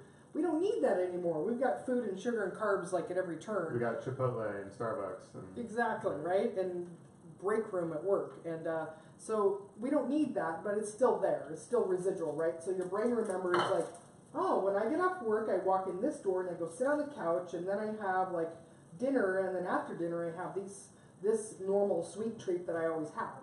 And so in the very beginning, your brain remembers all that, and it's like it has really heightened cravings for it in the beginning. You can have a gap from it, but also pairing in then all the other awareness, right? So if you're just like, I'm not going to do this anymore, and you have cravings, but then you're still like, oh, but I'm looking at this recipe, and I can't wait till I can have that again, and I'm just going to do this for a week, and you're looking at on Facebook and all of the recipes they keep posting, and everybody shares those, and people spend all day on Pinterest, and they plan out all these recipes and things like they're going to have, and you just keep stoking it, and then they wonder like, why can't I get rid of the cravings? There are days, so I'm a moderator of Keto Games, which is like Keto Games, 110,000 people. Keto Games. Yeah, Yeah, that's I'm one I know. a moderator there on that Facebook group, and I love it. Like I really owe Tyler and Luis a punch in the face. Because apparently wanted me to slap him, so. But there are days that Monday is the one day that food posts are allowed. It's called Munchie Monday. There are days that I just don't go to Keto Games on Mondays, and that's why. I have to say that a certain amount of structure in my life and what exactly I eat during the day and how often and that kind of stuff really helps. The less I have to think about food, the better. And I find often, my husband will call me and say, hey, what are you thinking about for dinner? And I'm like, I'm not. And he gets a little disturbed because he'd like a little help in figuring out what to feed the family in the evening. But at the same time, I am so grateful to not have to think about it. He knows what my situation is. He usually will make a meat thing and then something with carbs for he and my son, and then I will saute up some greens or some broccoli, something like that to go with it, and it's just done. I don't have to worry about it. That makes it so much nicer. And then when I do get like a day like this where my kid and I want to bake, so we bake something sugar-free, and that's yes, I've been 3.5 years sugar-free, but it's not without sweet. It's not without the taste of sweet. And so I make everything with either stevia, swerve, or monk fruit. Those erythritol is the swerve, and those three things work for me. I do recommend taking a break from it for a week at a time or so every now and then, just to make sure that you're not freaking out. But that it's one of the things that helps me keep keto is that you can have a treat every now and then. Adherence is huge. If someone can't adhere to the diet, they're going to fail. And it doesn't really matter what diet it is, right? And it's the only thing that and just feeling satiated are the two things, that it works. That I've tried every imaginable diet in the world and screwed my body royally because of it. And this, you can make fun of it all you want. You can, whatever. There's a lot of people who are saying it's a fad diet or whatever, but it works for a lot of people, and you should get off their case about it, to say it nicely.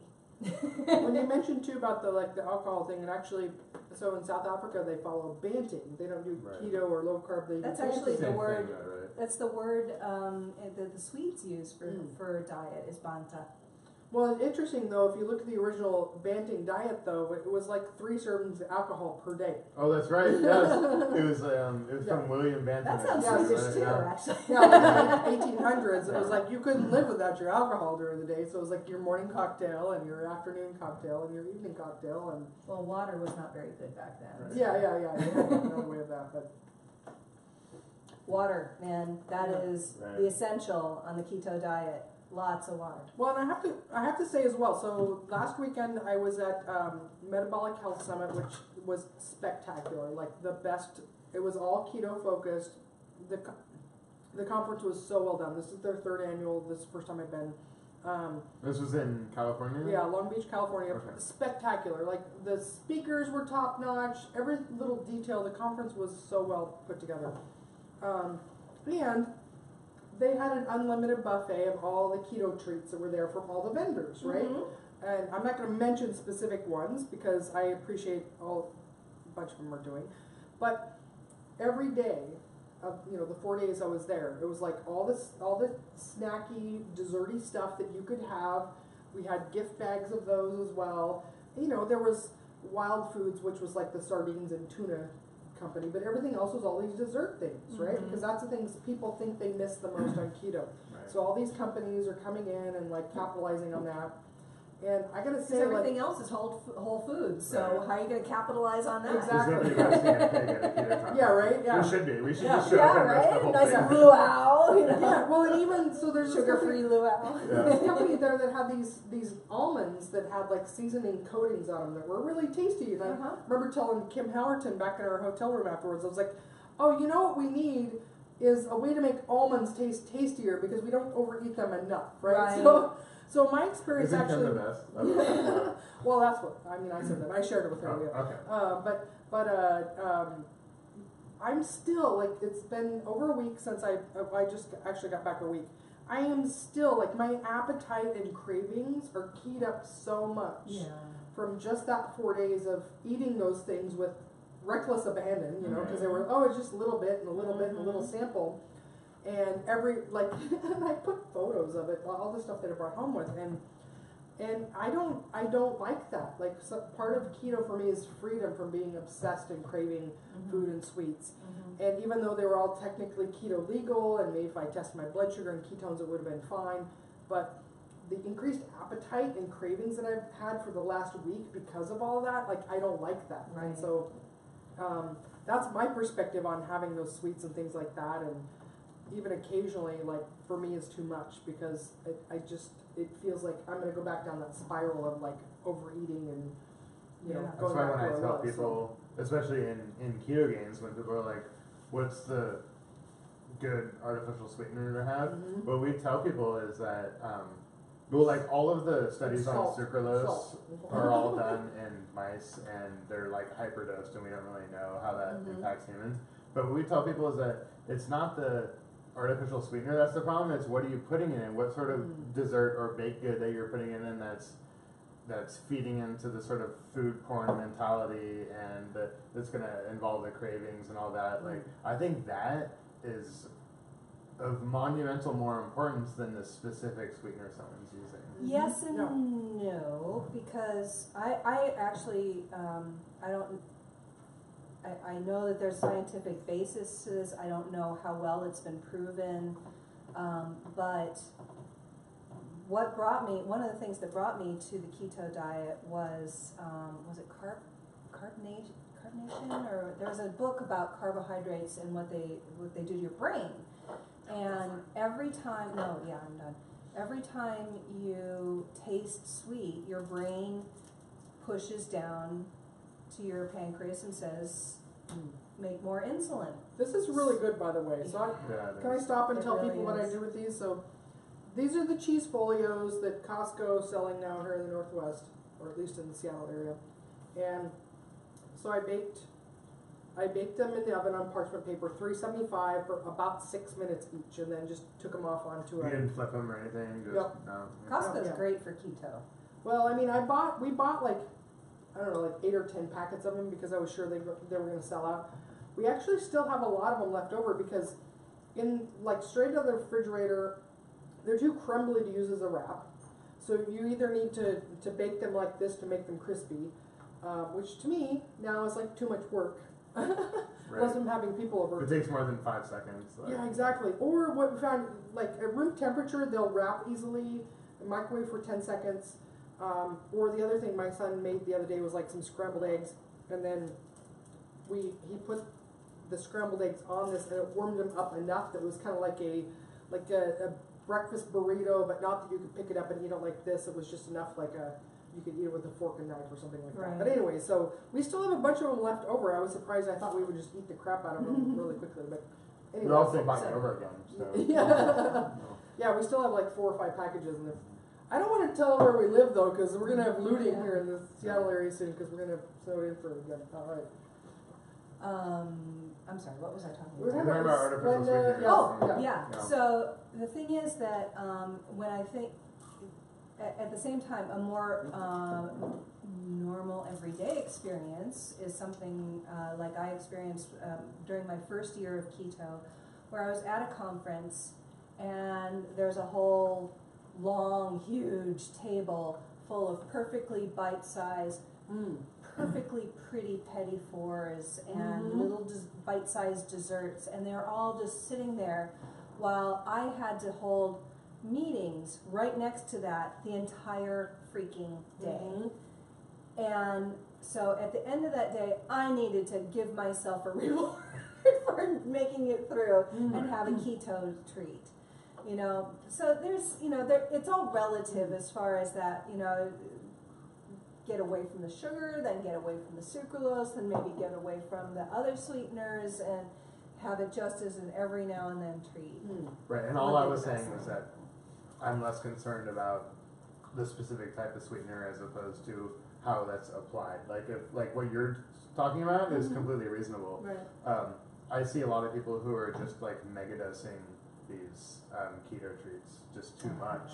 And if someone is like overeating almond flour cookies, I don't really care what sweetener they're putting in there. They're just eating too much food for their goals. So I think we're on the same page. Yeah, there. totally. No, I'm not. Yeah, we're not disagreeing at all. I'm fine tuning. Right. And yeah. Like I made keto ice cream for my daughter last night. She's 5 and she wanted ice cream, and so we're in the snowpocalypse, so I couldn't go anywhere. So I look in the fridge and I see some heavy cream and can of coconut milk, and so toss those into the ice cream maker. With some chocolate. With some, I didn't do chocolate. We just did. It was literally those two plus like a vanilla sweetener, and that was it. It was great, and it made my 5-year-old happy, and yeah. I did. Well, and if you start them at 5 with, you know, the healthy keto snacks and desserts, then they're not going to, you know, be pounding Reese cups and stuff like that, you know. It's a struggle because I can't control what she eats when she's at daycare. I can't control when she eats when she goes to grandma's house. Oh, the grandparents are the worst. Yeah. We love them, but but they are the worst. So Cheez-Its and chocolate shakes, you know. Well, it depends. I mean, I have some clients that are grandparents, and they're trying to figure out how they influence their parents too. Yeah, that's true. what I sort of resigned to is that I can only do my best, and chances are she's going to rebel against me anyway when she grows up. So eventually she's going to have to figure it out for herself. So, yeah. But like we don't keep sugar and grains in the house, so if she's eating at the house, She's keto. basically, yeah. I mean, like we do buy fruit though. Like we'll give her some banana or something, but like she's 5, it's like whatever, not really a big deal. She's perfect in the growth chart and everything. So. Yeah, you see, whereas at age 5, they were already starting to put me on diets. Wow. And I was in modeling from when I was in diapers. So it's like were the child like pageants or? Yes. Oh, I didn't do the beauty pageants. I did actual modeling pageants until I was the Gerber 10. baby. Yeah, I actually was in a diaper magazine. Oh my gosh! Oh wow! Yeah, in a magazine ad for diapers, and my dad was a photographer. Okay. And so you've had a big eyes for on perfect me beauty, and my yeah, body okay. and holding your tummy Yeah. and all that kind of stuff. My As whole a baby, life. right? Like, Yeah, and so you know that kind of gets you Yeah, after yeah, a while, yeah. and you want to rebel, and so you use food to rebel as Mhm. well as, you know, or to create a safety if you end up, you know, being sexually harassed or you know, whatever, as is often the case for women. You know, having I like how he's still like measuring his wine pour he's having. having some 2 kind ounces. of sexual impropriety committed against you, you tend to want to create a barrier that makes you so that you are not attractive. We still have 4 viewers right now, so I don't know who you are, but you guys are. You're you guys are- awesome! Yeah. Well, You Susan really was wanna saying know. that she hates all the recipes I do best with when I just pick a protein and a veggie. Yeah. Boom, that's me right there. Yeah, yeah. Anyone who spent any time with me knows that I just. And honestly, sometimes the veggie is optional. Sometimes it's just a big hunk of meat. Yeah. That's completely how we roll. I've eaten in his house where he apologized, like, sorry, I didn't make veggies, but I made you each a pound of sous vide steak. And I was Right. like, oh my God. I did Never see invite for- me back ever again. It's so much torture. Almost all of our protein we sous vide, just because I'm kind of a nerd when it comes to temperature for what meat should be cooked to, and so I'm like, I didn't give you veggie, but your steak is going to be 132 degrees. I can tell you that. So, Yeah, my husband loves his sous vide. We yeah. could wrap up our Alright, let's do it. live. We could do another blood test. You guys, I think. Yeah, let's actually do another blood test. Blood test, okay, so we've had food. blood. So we've had each about a third of a pound of beef, which is probably about 30 grams of protein, plus the cheese. Mhm. So we've each had about 30 to 40 grams of protein. So my Right. guess is my ketones are now probably back down to the 0.61.0 Should we level move this that out of you the guys way a are little? at. Here, I'm gonna just move it right over there. Yeah. Because I was totally fasted earlier, Yeah. so I'm sure my ketones are lower. Yeah, so I'm gonna guess. Here, oops. I'm gonna guess. Let's see. Ooh, come on! If you're still watching, we have 5 viewers right now, so you need to guess. Like, okay, so Mike started out as ketone, so purely fasted. He'd exercised today. Ketones are 2.3, and blood glucose 88. And about 30 minutes in, after having at that point about 6 ounces of wine or something. 8. Yeah, 2 glasses. Okay, 8 ounces of wine. Ketones 2.1. Not a big difference. Glucose 76. Cassie started at 0.6 ketones. She went to a 1.1. So this is something we've noticed. Is like, I don't know what the metabolic profile is of somebody that has a ketone rise. So hers went from 0.6 up to 1.1. And then her blood glucose from 96 to 84. 1.0. Okay, so she's Yeah. 1.0, so almost the same after, at this point, almost another hour. Eating 30 to 40 grams of protein, probably. I think she ate less than us. Okay. Like I Did had a a bit. lot. So maybe 25 or 30 grams of There's an protein. error. I think I need a new Almost, one of these, thank you. almost zero carb. There's like a tiny bit of green onions I put, and I don't know how many of those you ate, but probably. You And know. there's supposedly basically no carb in the wine we've been Yeah, yeah. drinking as well. So Um, I'd be shocked if my ketones were still like 2 or whatever. That would be crazy. Although I have seen them as high as 6 non-fasted though, because I'm a crazy person. So that was during the 90% fat experiment. blood glucose. Oh yeah. So our other lady that was going to join us, she's like messaging us saying she's so bummed. She has to miss this. My wee car is just not equipped for this weather. Yeah. No, still. It's just not. Do you want to go try to? You want to wash your hands? Maybe. I wonder. That might be a good idea for all of us since we have little greasy fingers. So. I'm gonna use a different finger. Okay. All right, I'll use my pinky You can do whatever you want. I don't care. You're an adult. when I'm like, we're still live. I should. I'm not going to tell you what to do. Okay, so is this one the ketone, the green one? Yeah. Okay. Yeah, it's pretty interesting because, yeah. So during Greenow, oh my God, I hang out with him every conference. He's such a sweetheart, generous guy. he and his wife are like all in on this keto meter and Is really, he the guy from the yeah, the Keto Mojo. And long term, so, you know, ketone testing for people that are doing a ketogenic diet. 1.5. So we're getting Okay. back down to more of like a normal Okay. level again. And it's normal. It's normal actually after you eat more protein. It's normal and healthy that your body releases insulin because it helps the proteins go into your muscles. Yep, you cannot take protein out of your bloodstream and into your biceps without insulin. Yes, so Totally it's good. normal. Yeah. Oh my gosh. Can I do it here or no? Yeah. No, I think that's just what it says when it's ready to go. So tilt it more Yeah, towards okay. you, and that's gonna. Okay. Yeah, there you go. Alright. Nice juicy pinky My guess blood. is blood sugar is probably pretty much the same, upper 80s, be my guess, and it's. Oh, that was another ketone. Oh. Sorry. All right, here, try again. And your ketones are what? Yeah. Still That one was 1.3. yeah. 1.3. Okay.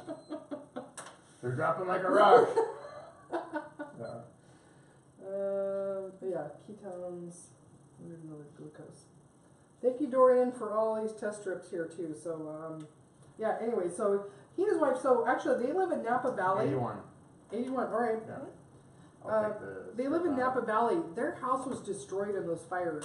Oh no. And so they went all in. So they, instead of rebuilding their house with the insurance money, they went all in on their Keto Mojo. So where are they It's just- living? Well, It that keeps was giving me a bad reading. the EU. Like, look that up and see what that is. I don't know what that means. Your blood is too juicy. I don't know. Yeah. So, and he sees long term actually. So ketone testing for a keto diet, like, you know, has some application, but he actually sees long term with like, you know, research and other applications of a ketogenic diet too. So You could prove adherence. Like if someone says they're on a ketogenic diet, you could Exactly. take their blood and find out. Yeah. I don't think that 0.5 is this magic number that that seems to be going around. I mean, I think if your ketones are above nothing, then you're probably. I mean, I've just seen so many people who do really well on keto that their ketones might be 0.3 or whatever. Yeah, and that's so true, right? Because you've got people that are doing, my ketones are 3.0 and I'm not losing weight. Like, okay, Right. so. Yeah, I mean, I had my ketones as high as 6 millimolar, not fasted, just by forcing massive amounts of dietary fat while restricting both carbs and protein very low. And I ended up also shooting my triglycerides up to over 1,000 doing that. They went You to, could have a heart attack with it. my triglycerides went to 1,200. And my ketones are 0.6 again. So I think Good I'm job. kind of holding steady. 0.6, 0.4, 0.6. Yeah, let's see if I can get a glucose reading here. Off. But then when I retested, my trigs were back to like the 80s, Mhm. so it was fine. But don't I'm gonna try one more time. I would say don't calorie restrict while limiting protein to like 30 grams a day. That would be a really horrible idea. No, yeah. Oh, I'm making an error You here. need I at least didn't have 70, blood. right? I 50 know. to 70? I normally eat a pretty high protein diet. Uh-huh. I'm probably 150 grams a day. I've shown blood ketones well at like 225 grams of protein a day. I eat basically as much protein as I can fit in my mouth. And I've found no downsides of eating higher protein in me personally. So if I'm going to restrict calories, it's going to be less fat 82. in addition to the carbs I'm already So not a slight drop there. One more time. Bloody napkins all over my hair. I know, right? All right, so okay, so we've had pretty stable. Okay, so Mike, blood ketones 2.3, completely fasted, lots of exercise because he got blocked in at the gym. He couldn't get out, so he had to keep exercising. Extra deadlifts.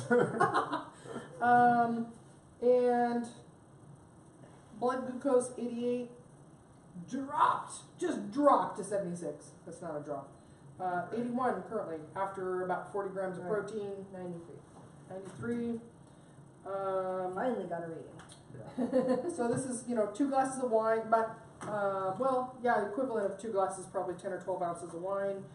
I started to 0.6. I dropped to 0.4, down to back up to 0.6. Actually, after having, so we should talk now about this myth of gluconeogenesis, right? So I had I probably have about 30 to 40 grams of protein, and my ketones are still 0.6. Blood glucose, 88, 85, 82, all within margin of error. It's just like trend down, but it's not significant. And then Cassie started at 0.6 for her ketones, skyrocketed to 1.1. So wine makes her more in ketosis. Right. She just lost 7 pounds by her ketones going up. Yeah. 1.0, blood glucose 96 to 84, 93. So my blood glucose went down. It dropped a little tiny bit and then went back up to about where it was. So Okay. there you go. It's there's a lot of noise happening over there. What's happening over there? Son's back. My son follows a keto diet. Do you want to come in here? We're streaming live on YouTube, Joe Rogan style. We're just going to go for hours here until gluconeogenesis. Take it away. The myth. Yeah.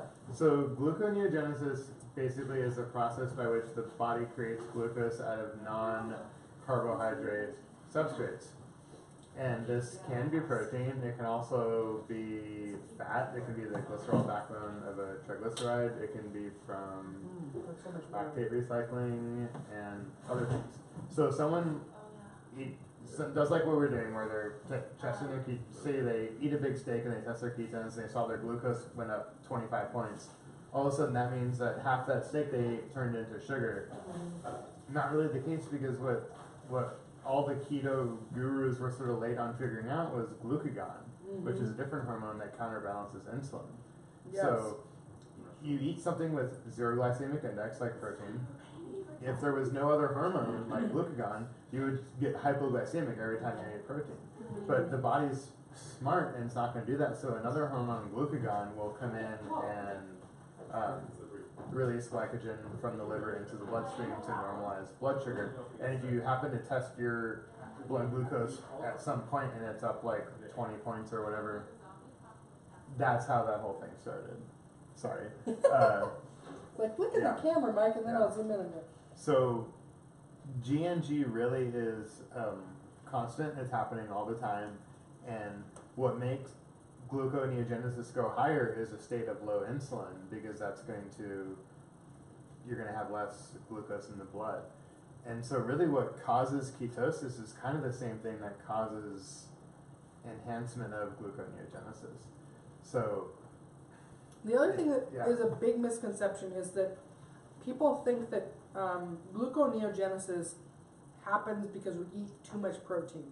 But it's actually protein converted into glucose is a demand driven, right? So people think it's supply. Like you eat too much protein, it turns into extra glucose. That doesn't actually work that way at all. So because it's a big gotcha to screw up your diet. You've been trying so hard, but you ate too much steak, haha, it's a bunch of sugar. Probably every day I talk to people about what's wrong with their keto diet, and they're always like, I'm probably eating too much protein and not enough fat. And it's like, that's never the problem, actually. So it's just this misunderstanding of how the body actually works. And extra protein doesn't turn into glucose. If glucose is too low and there's no ketones around for energy, your liver will make extra glucose. So it's a supply driven, right? So if demand driven. Demand. Oh yeah. Sorry.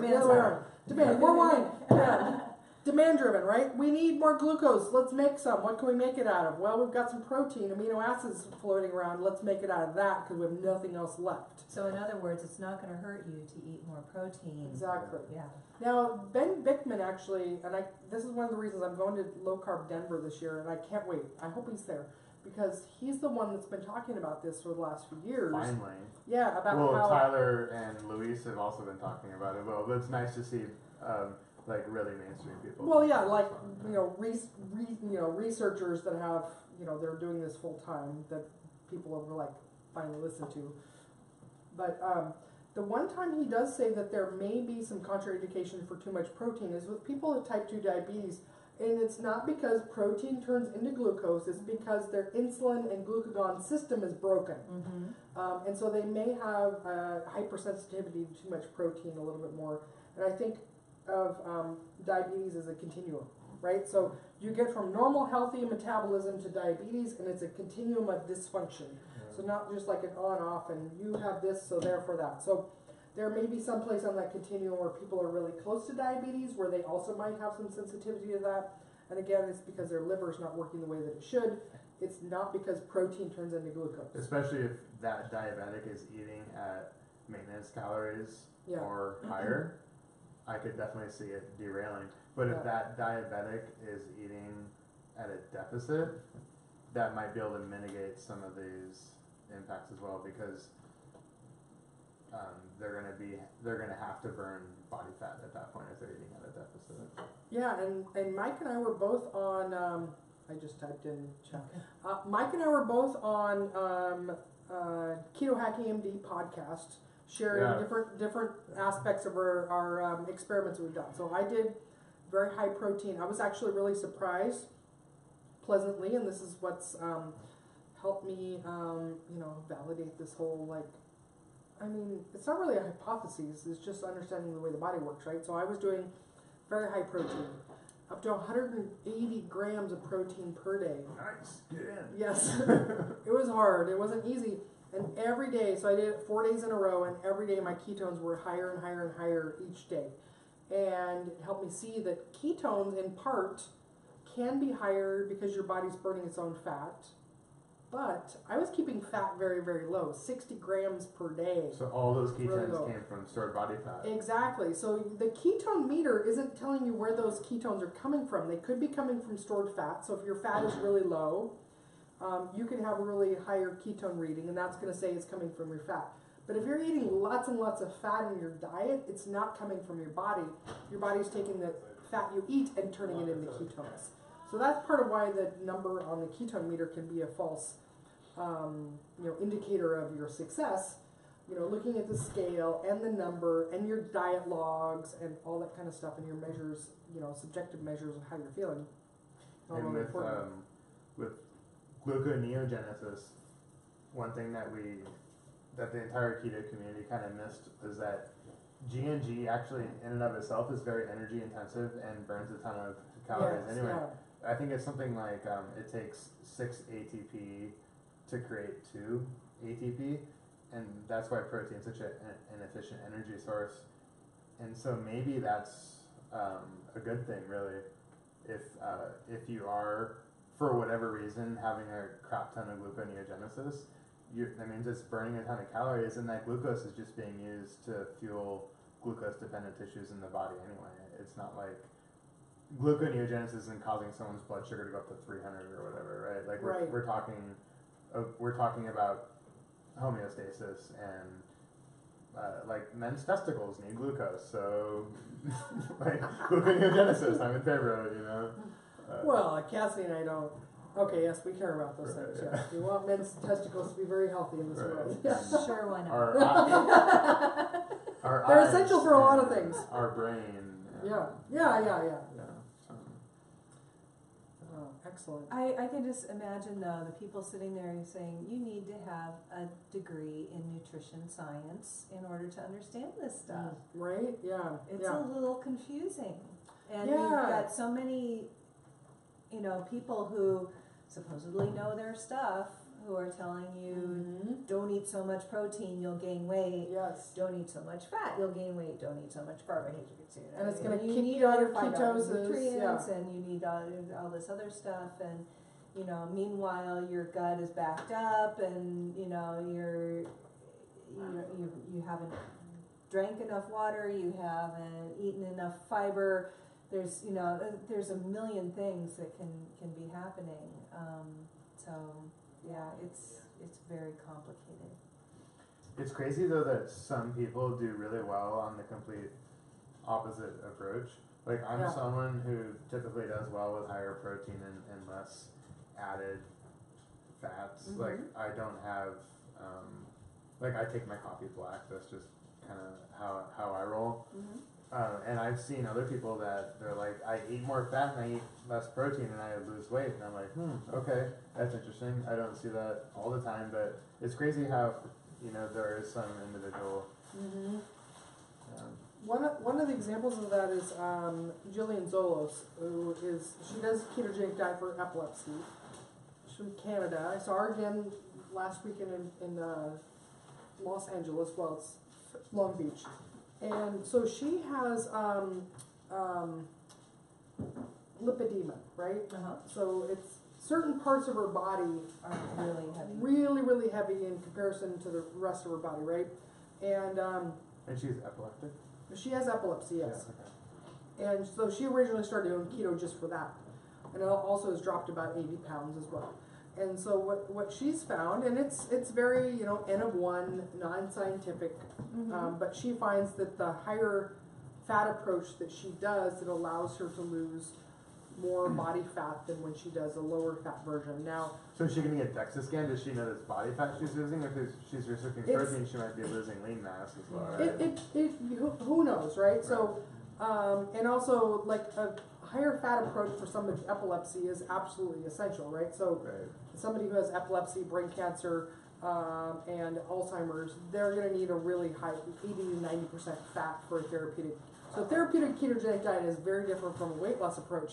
But it was really cool though, because part of this conference, like all the big keto people were there. So Dave Feldman, here's a little sneak peek.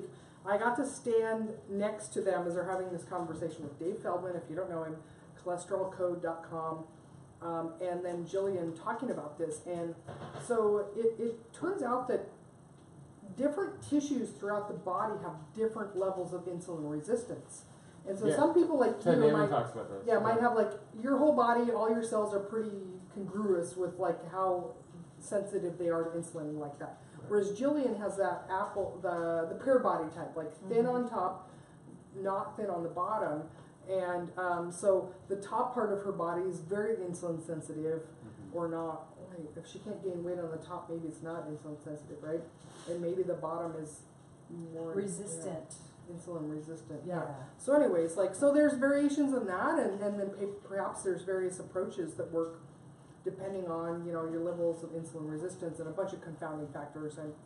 But again, that's part of how or why there ends up being such a variation in what works from person to person in this approach. So it's not like Weight Watchers where it's like, here's your calories, it doesn't matter what you eat, just stick with the calories. And so I was talking on the low carb cruise to the dude who made the ketonics, Michelle. Whatever. So I asked him, I was like, you're a dude with epilepsy. Like, I basically was like, what are your macros? Yeah. And he told me that he was trying to lose weight. And so he was basically saying, I eat protein, vegetables, and run a big caloric deficit. And I was really surprised because he's not someone who's eating 80% fat. But what he did say is that like everyone who has epilepsy needs to figure out where they need to be. And I have a feeling that he's been on the diet for so long that he's leveled out. Yeah. Yeah. But he's still trying to lose body fat though. But he's been on a ketogenic diet for long enough that as far as the epilepsy, he's leveled out. He's gotten stabilized. I finally found the chat. We've been live for almost 2 hours, and I finally found the chat. We have 7 people watching right now, by the way. And then, Susan says, okay, so Susan, thank you for being here this whole time. I don't know what you're doing in Oklahoma City, but thank you for being here with us. So Susan says she hates all the recipes. Okay, I've been restricting protein, so now I'm really wondering about this. Okay, so we're opening.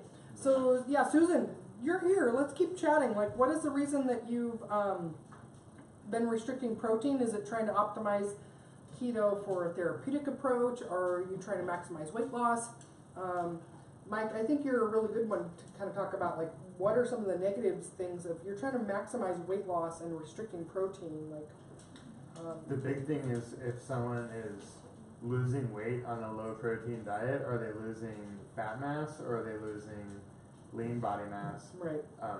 I'm in a lot of different Facebook groups, which are sort of like these own little individual communities, and all of the groups that tell people to restrict protein and force fat, people are always complaining about their hair falling out and their nails being brittle and stuff like that. And Never had that trouble.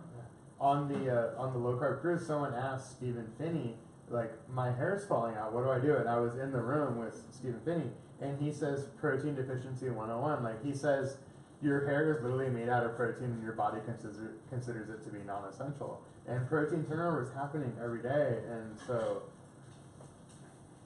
I just really worry about people who are overly restricting protein. I don't think people need like 5 whey protein shakes per day. I don't think that's necessary, but I kind of think that pretty much anyone who's like over like 5'2", 5'3" should probably be getting like 100 grams of carb protein per day. Like, I've seen so many downsides from low protein and so few downsides from high protein. That's kind of just where I fall. Yeah, and despite what people say, if you're eating real food protein, it's virtually impossible to eat too much. Because it comes, and this is the other part, from a nutritionist standpoint, protein-rich foods, real food forms, so not protein powders, but real food, protein-rich foods, are very high in minerals especially, but also all of our other vitamins. And so if you look at naturally occurring high-protein foods, they're also very nutrient-dense. And despite what some plant-based if you guys are just joining us, so it turns out that the corks on these are plant-based, which I love. Mike's question is like, are normal corks like animal-based? It's a fair question, right? Yeah, Maybe yeah, think right? about, Well, as gelatin opposed or to whatever. plastic-based or I see. Okay. yeah, they're not. I made mean, of where does minerals. plastic even come from, though? Like, these raw materials Plants. have to It comes come from from plants. something. Yeah. Oh, yeah. So Anyways. Susan says, I'm really just trying to maintain or lose 3 to 5 pounds at this point. I kept reading on the Facebook groups I should reduce protein. Okay. Yeah, I guess what I So she only has 3 to 5 pounds to lose? I would say go lift weights Yeah. and focus not on scale weight but on body composition. So Susan, I think you're a perfect candidate for the Keto Gains boot camp. Probably, yeah. Like recomp. Like, yeah. you think you want to lose 3 to 5 pounds. Like, where do you Right. come up with 3 to 5 pounds you want to Right. lose? I'm going to guess like it's a certain number that was like meaningful to you in the past, or like, Right. But if she gained 5 pounds of muscle and lost 5 pounds of body fat, the scale She'd looked be the just same. as happy. But she would be just as happy. It She looked would pretty be ripped. 1 dress size down or 2 dress sizes down, probably. yeah, That's yeah. the thing. I've lost this much weight before, but I got down to a size 12 at that point. I'm down to a size 6 now. So, I mean, there's a huge difference because I have, look at this. Look at I am strong woman coming water to village. She lifts. This is funny. For whatever reason, when you did that, like the camera zoomed in on the cheese. On the cheese. Because I'm being cheesy? I don't know. I don't know. Oh, But being that's strong funny. is awesome, and I would highly recommend it. Yeah, and yeah, protein no. helps you do that. Yeah, Susan, like, I mean, in keto. I'm watching the video replay. This is so funny. Video showed me at that time. No wonder we have 7 viewers watching right now. Oh my gosh. Yeah. So, okay, so she already lost 20. No, just really maintenance mode. Just figure out how to maintain and keep gaining a few. Yeah. I mean, Lifting weights is the one keto thing that no one does. Like, right. everybody should lift. Get your steps in. Yeah. Go scoop your driveway if you have snow in it. Oklahoma City should have any snow right now. Yeah. Just Um, move. So Get out I and want to move. know. Okay, so Susan's been very active in the chat here, but we have 6 other people watching right now. Who are you, and why are you not chatting with us? What questions should we ask you? Like, how about what are your biggest struggles on keto? Like, if you could wave a magic wand and like all your keto problems went away. Well, one of those 7 is me. And I was Oh, okay. And maybe another one's me too. So. Don't spoil the fun there. Right. All right. I mean, we still have people watching. We're gonna keep going. Do you guys have more to say? Do you want to wrap this up? We can share. My husband's wondering where the heck I am. Okay. And if I'm going to just be Tell me drinking you're snowed wine in. all day. Yeah. All right, so let's wrap it up. let's wrap it up. Let's share. If people want to know more about you, how to connect, how do you support people on keto, where should they go? Okay.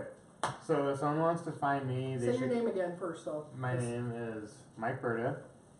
I'm from Seattle, Washington. I'm an engineer. I don't have any official credentials. I just want to let that up. Although I might actually start that soon. But anyway. I was going to say, most of our big keto influencers are actually just engineers, Right. so yeah. So the best way to connect with me is on Facebook. Look for the group called Ketogenic Diet for Optimal Health. And that's where you can find me. Can I pause right now? Because I think it's somebody who's not here. She says her biggest struggle on keto is that she's missing out on keto wine right now. Oh, well, yeah. We got an answer for that. Yeah, Cassie, how can... I'm Cassie Welliver. I'm on a whole bunch of keto groups, so just keep an eye out for me. And I have no credentials. I'm the executive director of a theater. That's cool. Yeah, totally cool. Yeah. And I'm also a ceramic artist. Sweet. All right. Hey, Kendall, you want to come in here and say hey? Yeah, what's up? Come on in. We're wrapping up this live stream here. You want to just say hey? Share your keto story. I smell the, you've opened the pork in there that we had cooking, so. No, we stocked up our keto pantry for the storm. Yeah. Right on. Pork rinds and mayonnaise and fat, lots of fats. Yeah. Cheese. What's keto done for you?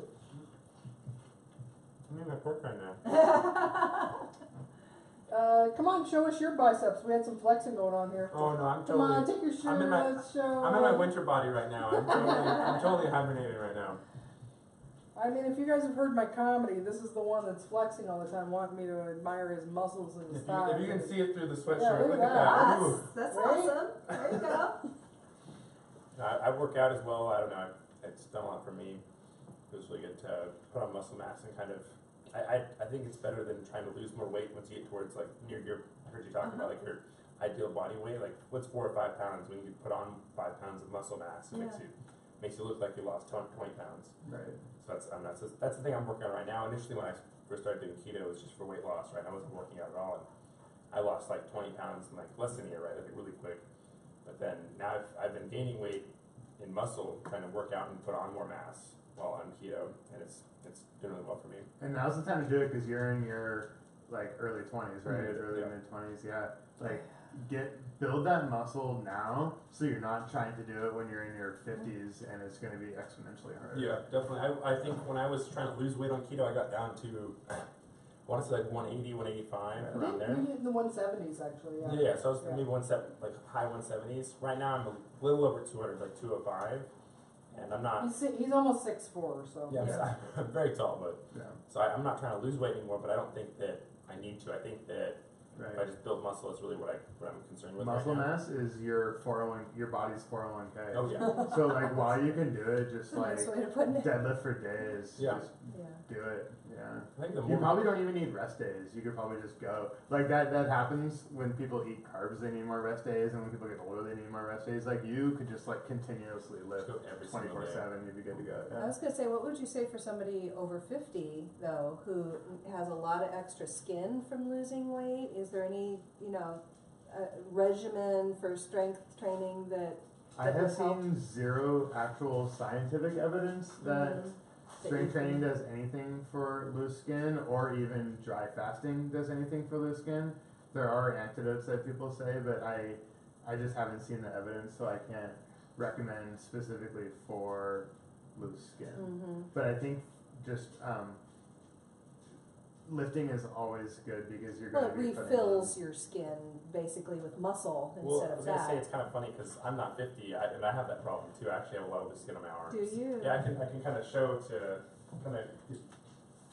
you how much loose skin I have on my arm, but because it's like I noticed that I could lose more weight on my bicep or something, but I'm still gonna have Right? a lot of loose skin all over my arm. Yeah, you can tell how Yeah, it's thin got a the lot. skin when Yeah. So there's when not a you lot of fat in there, right right? when you pinch it, it's really thin. There's Yeah. no fat there. Yeah, Yeah. so it's just kind of like I could Yeah. build more muscle mass to tighten it, but I can really lose weight in my bicep to make it tighter. So I'm not really concerned with losing fat right now. Right. So that's Are kind of you my. vulnerable, but are you willing to share a little bit about like the mental aspects of what keto's done for you, or? positive mood? Sure. Or? I mean, it makes me feel better, like happier in general. So I think a big one for me is it's really easy to kind of overeat pastries and things like that. It kind of feels a lot better when I know that I'm in control of what I'm eating. It's easy to overeat donuts. It's For a lot of people, right? it's so nice, I have to say, to be off the roller coaster. Mm-hmm. Because that's absolutely what I was on. I was on this constant mood roller coaster, and I would have to have a donut to perk me back up again and get through the rest of the day at work and that kind of stuff. And Sven, you want to come in here? Come on. Unfortunately, the dog's not keto. Yeah. No, I mean, he doesn't Dogs eat are all the keto? time, so yeah. My dog's paleo. He's- He's, yeah. he's very dogs and great. cats are keto. He's very worried about what's Grain-free, going on yes, here. sweet So. potatoes, and that's pretty much it. I have It's this theory about my dog. He's like 12 years old, which is old for his breed. He's a beagle. He's like total rock star status. I take him hiking, and he's not even grade yet, and he's been on. That's my wife calling. He's been on grain-free foods since he's been a puppy. Yeah. And I mean, I don't have. It's just anecdotes, right? But my dog is kicking ass and taking names, and he hasn't had any grains ever since he's been like 10 weeks old. Mm-hmm. Yeah. I put my dog on a grain-free diet before I put myself on a grain-free diet. Right. Sure. Because it was like, Like grains are cats. bad for dogs. Yep. Yeah. It's like, it took me a while to put two and two together. on Wait, that are one. grains bad for me? Yeah. Right. I think that's it. Well, okay. If you wanna reach out to me, you can find me as Keto Carol online. Carol has an E on the end. It's the very fancy French spelling. Carol with the E on the end. So Instagram, Facebook, the YouTubes, which you're watching right now. Yeah, Keto Carol. Check us out. All right, you guys. Oh, Mike's doing the wrap it up. Hi. Yes, thank you for watching on all the different channels. Keto on. Yeah, we'll see you later. Bye, everyone. Wait, how do I stop this? Okay, this.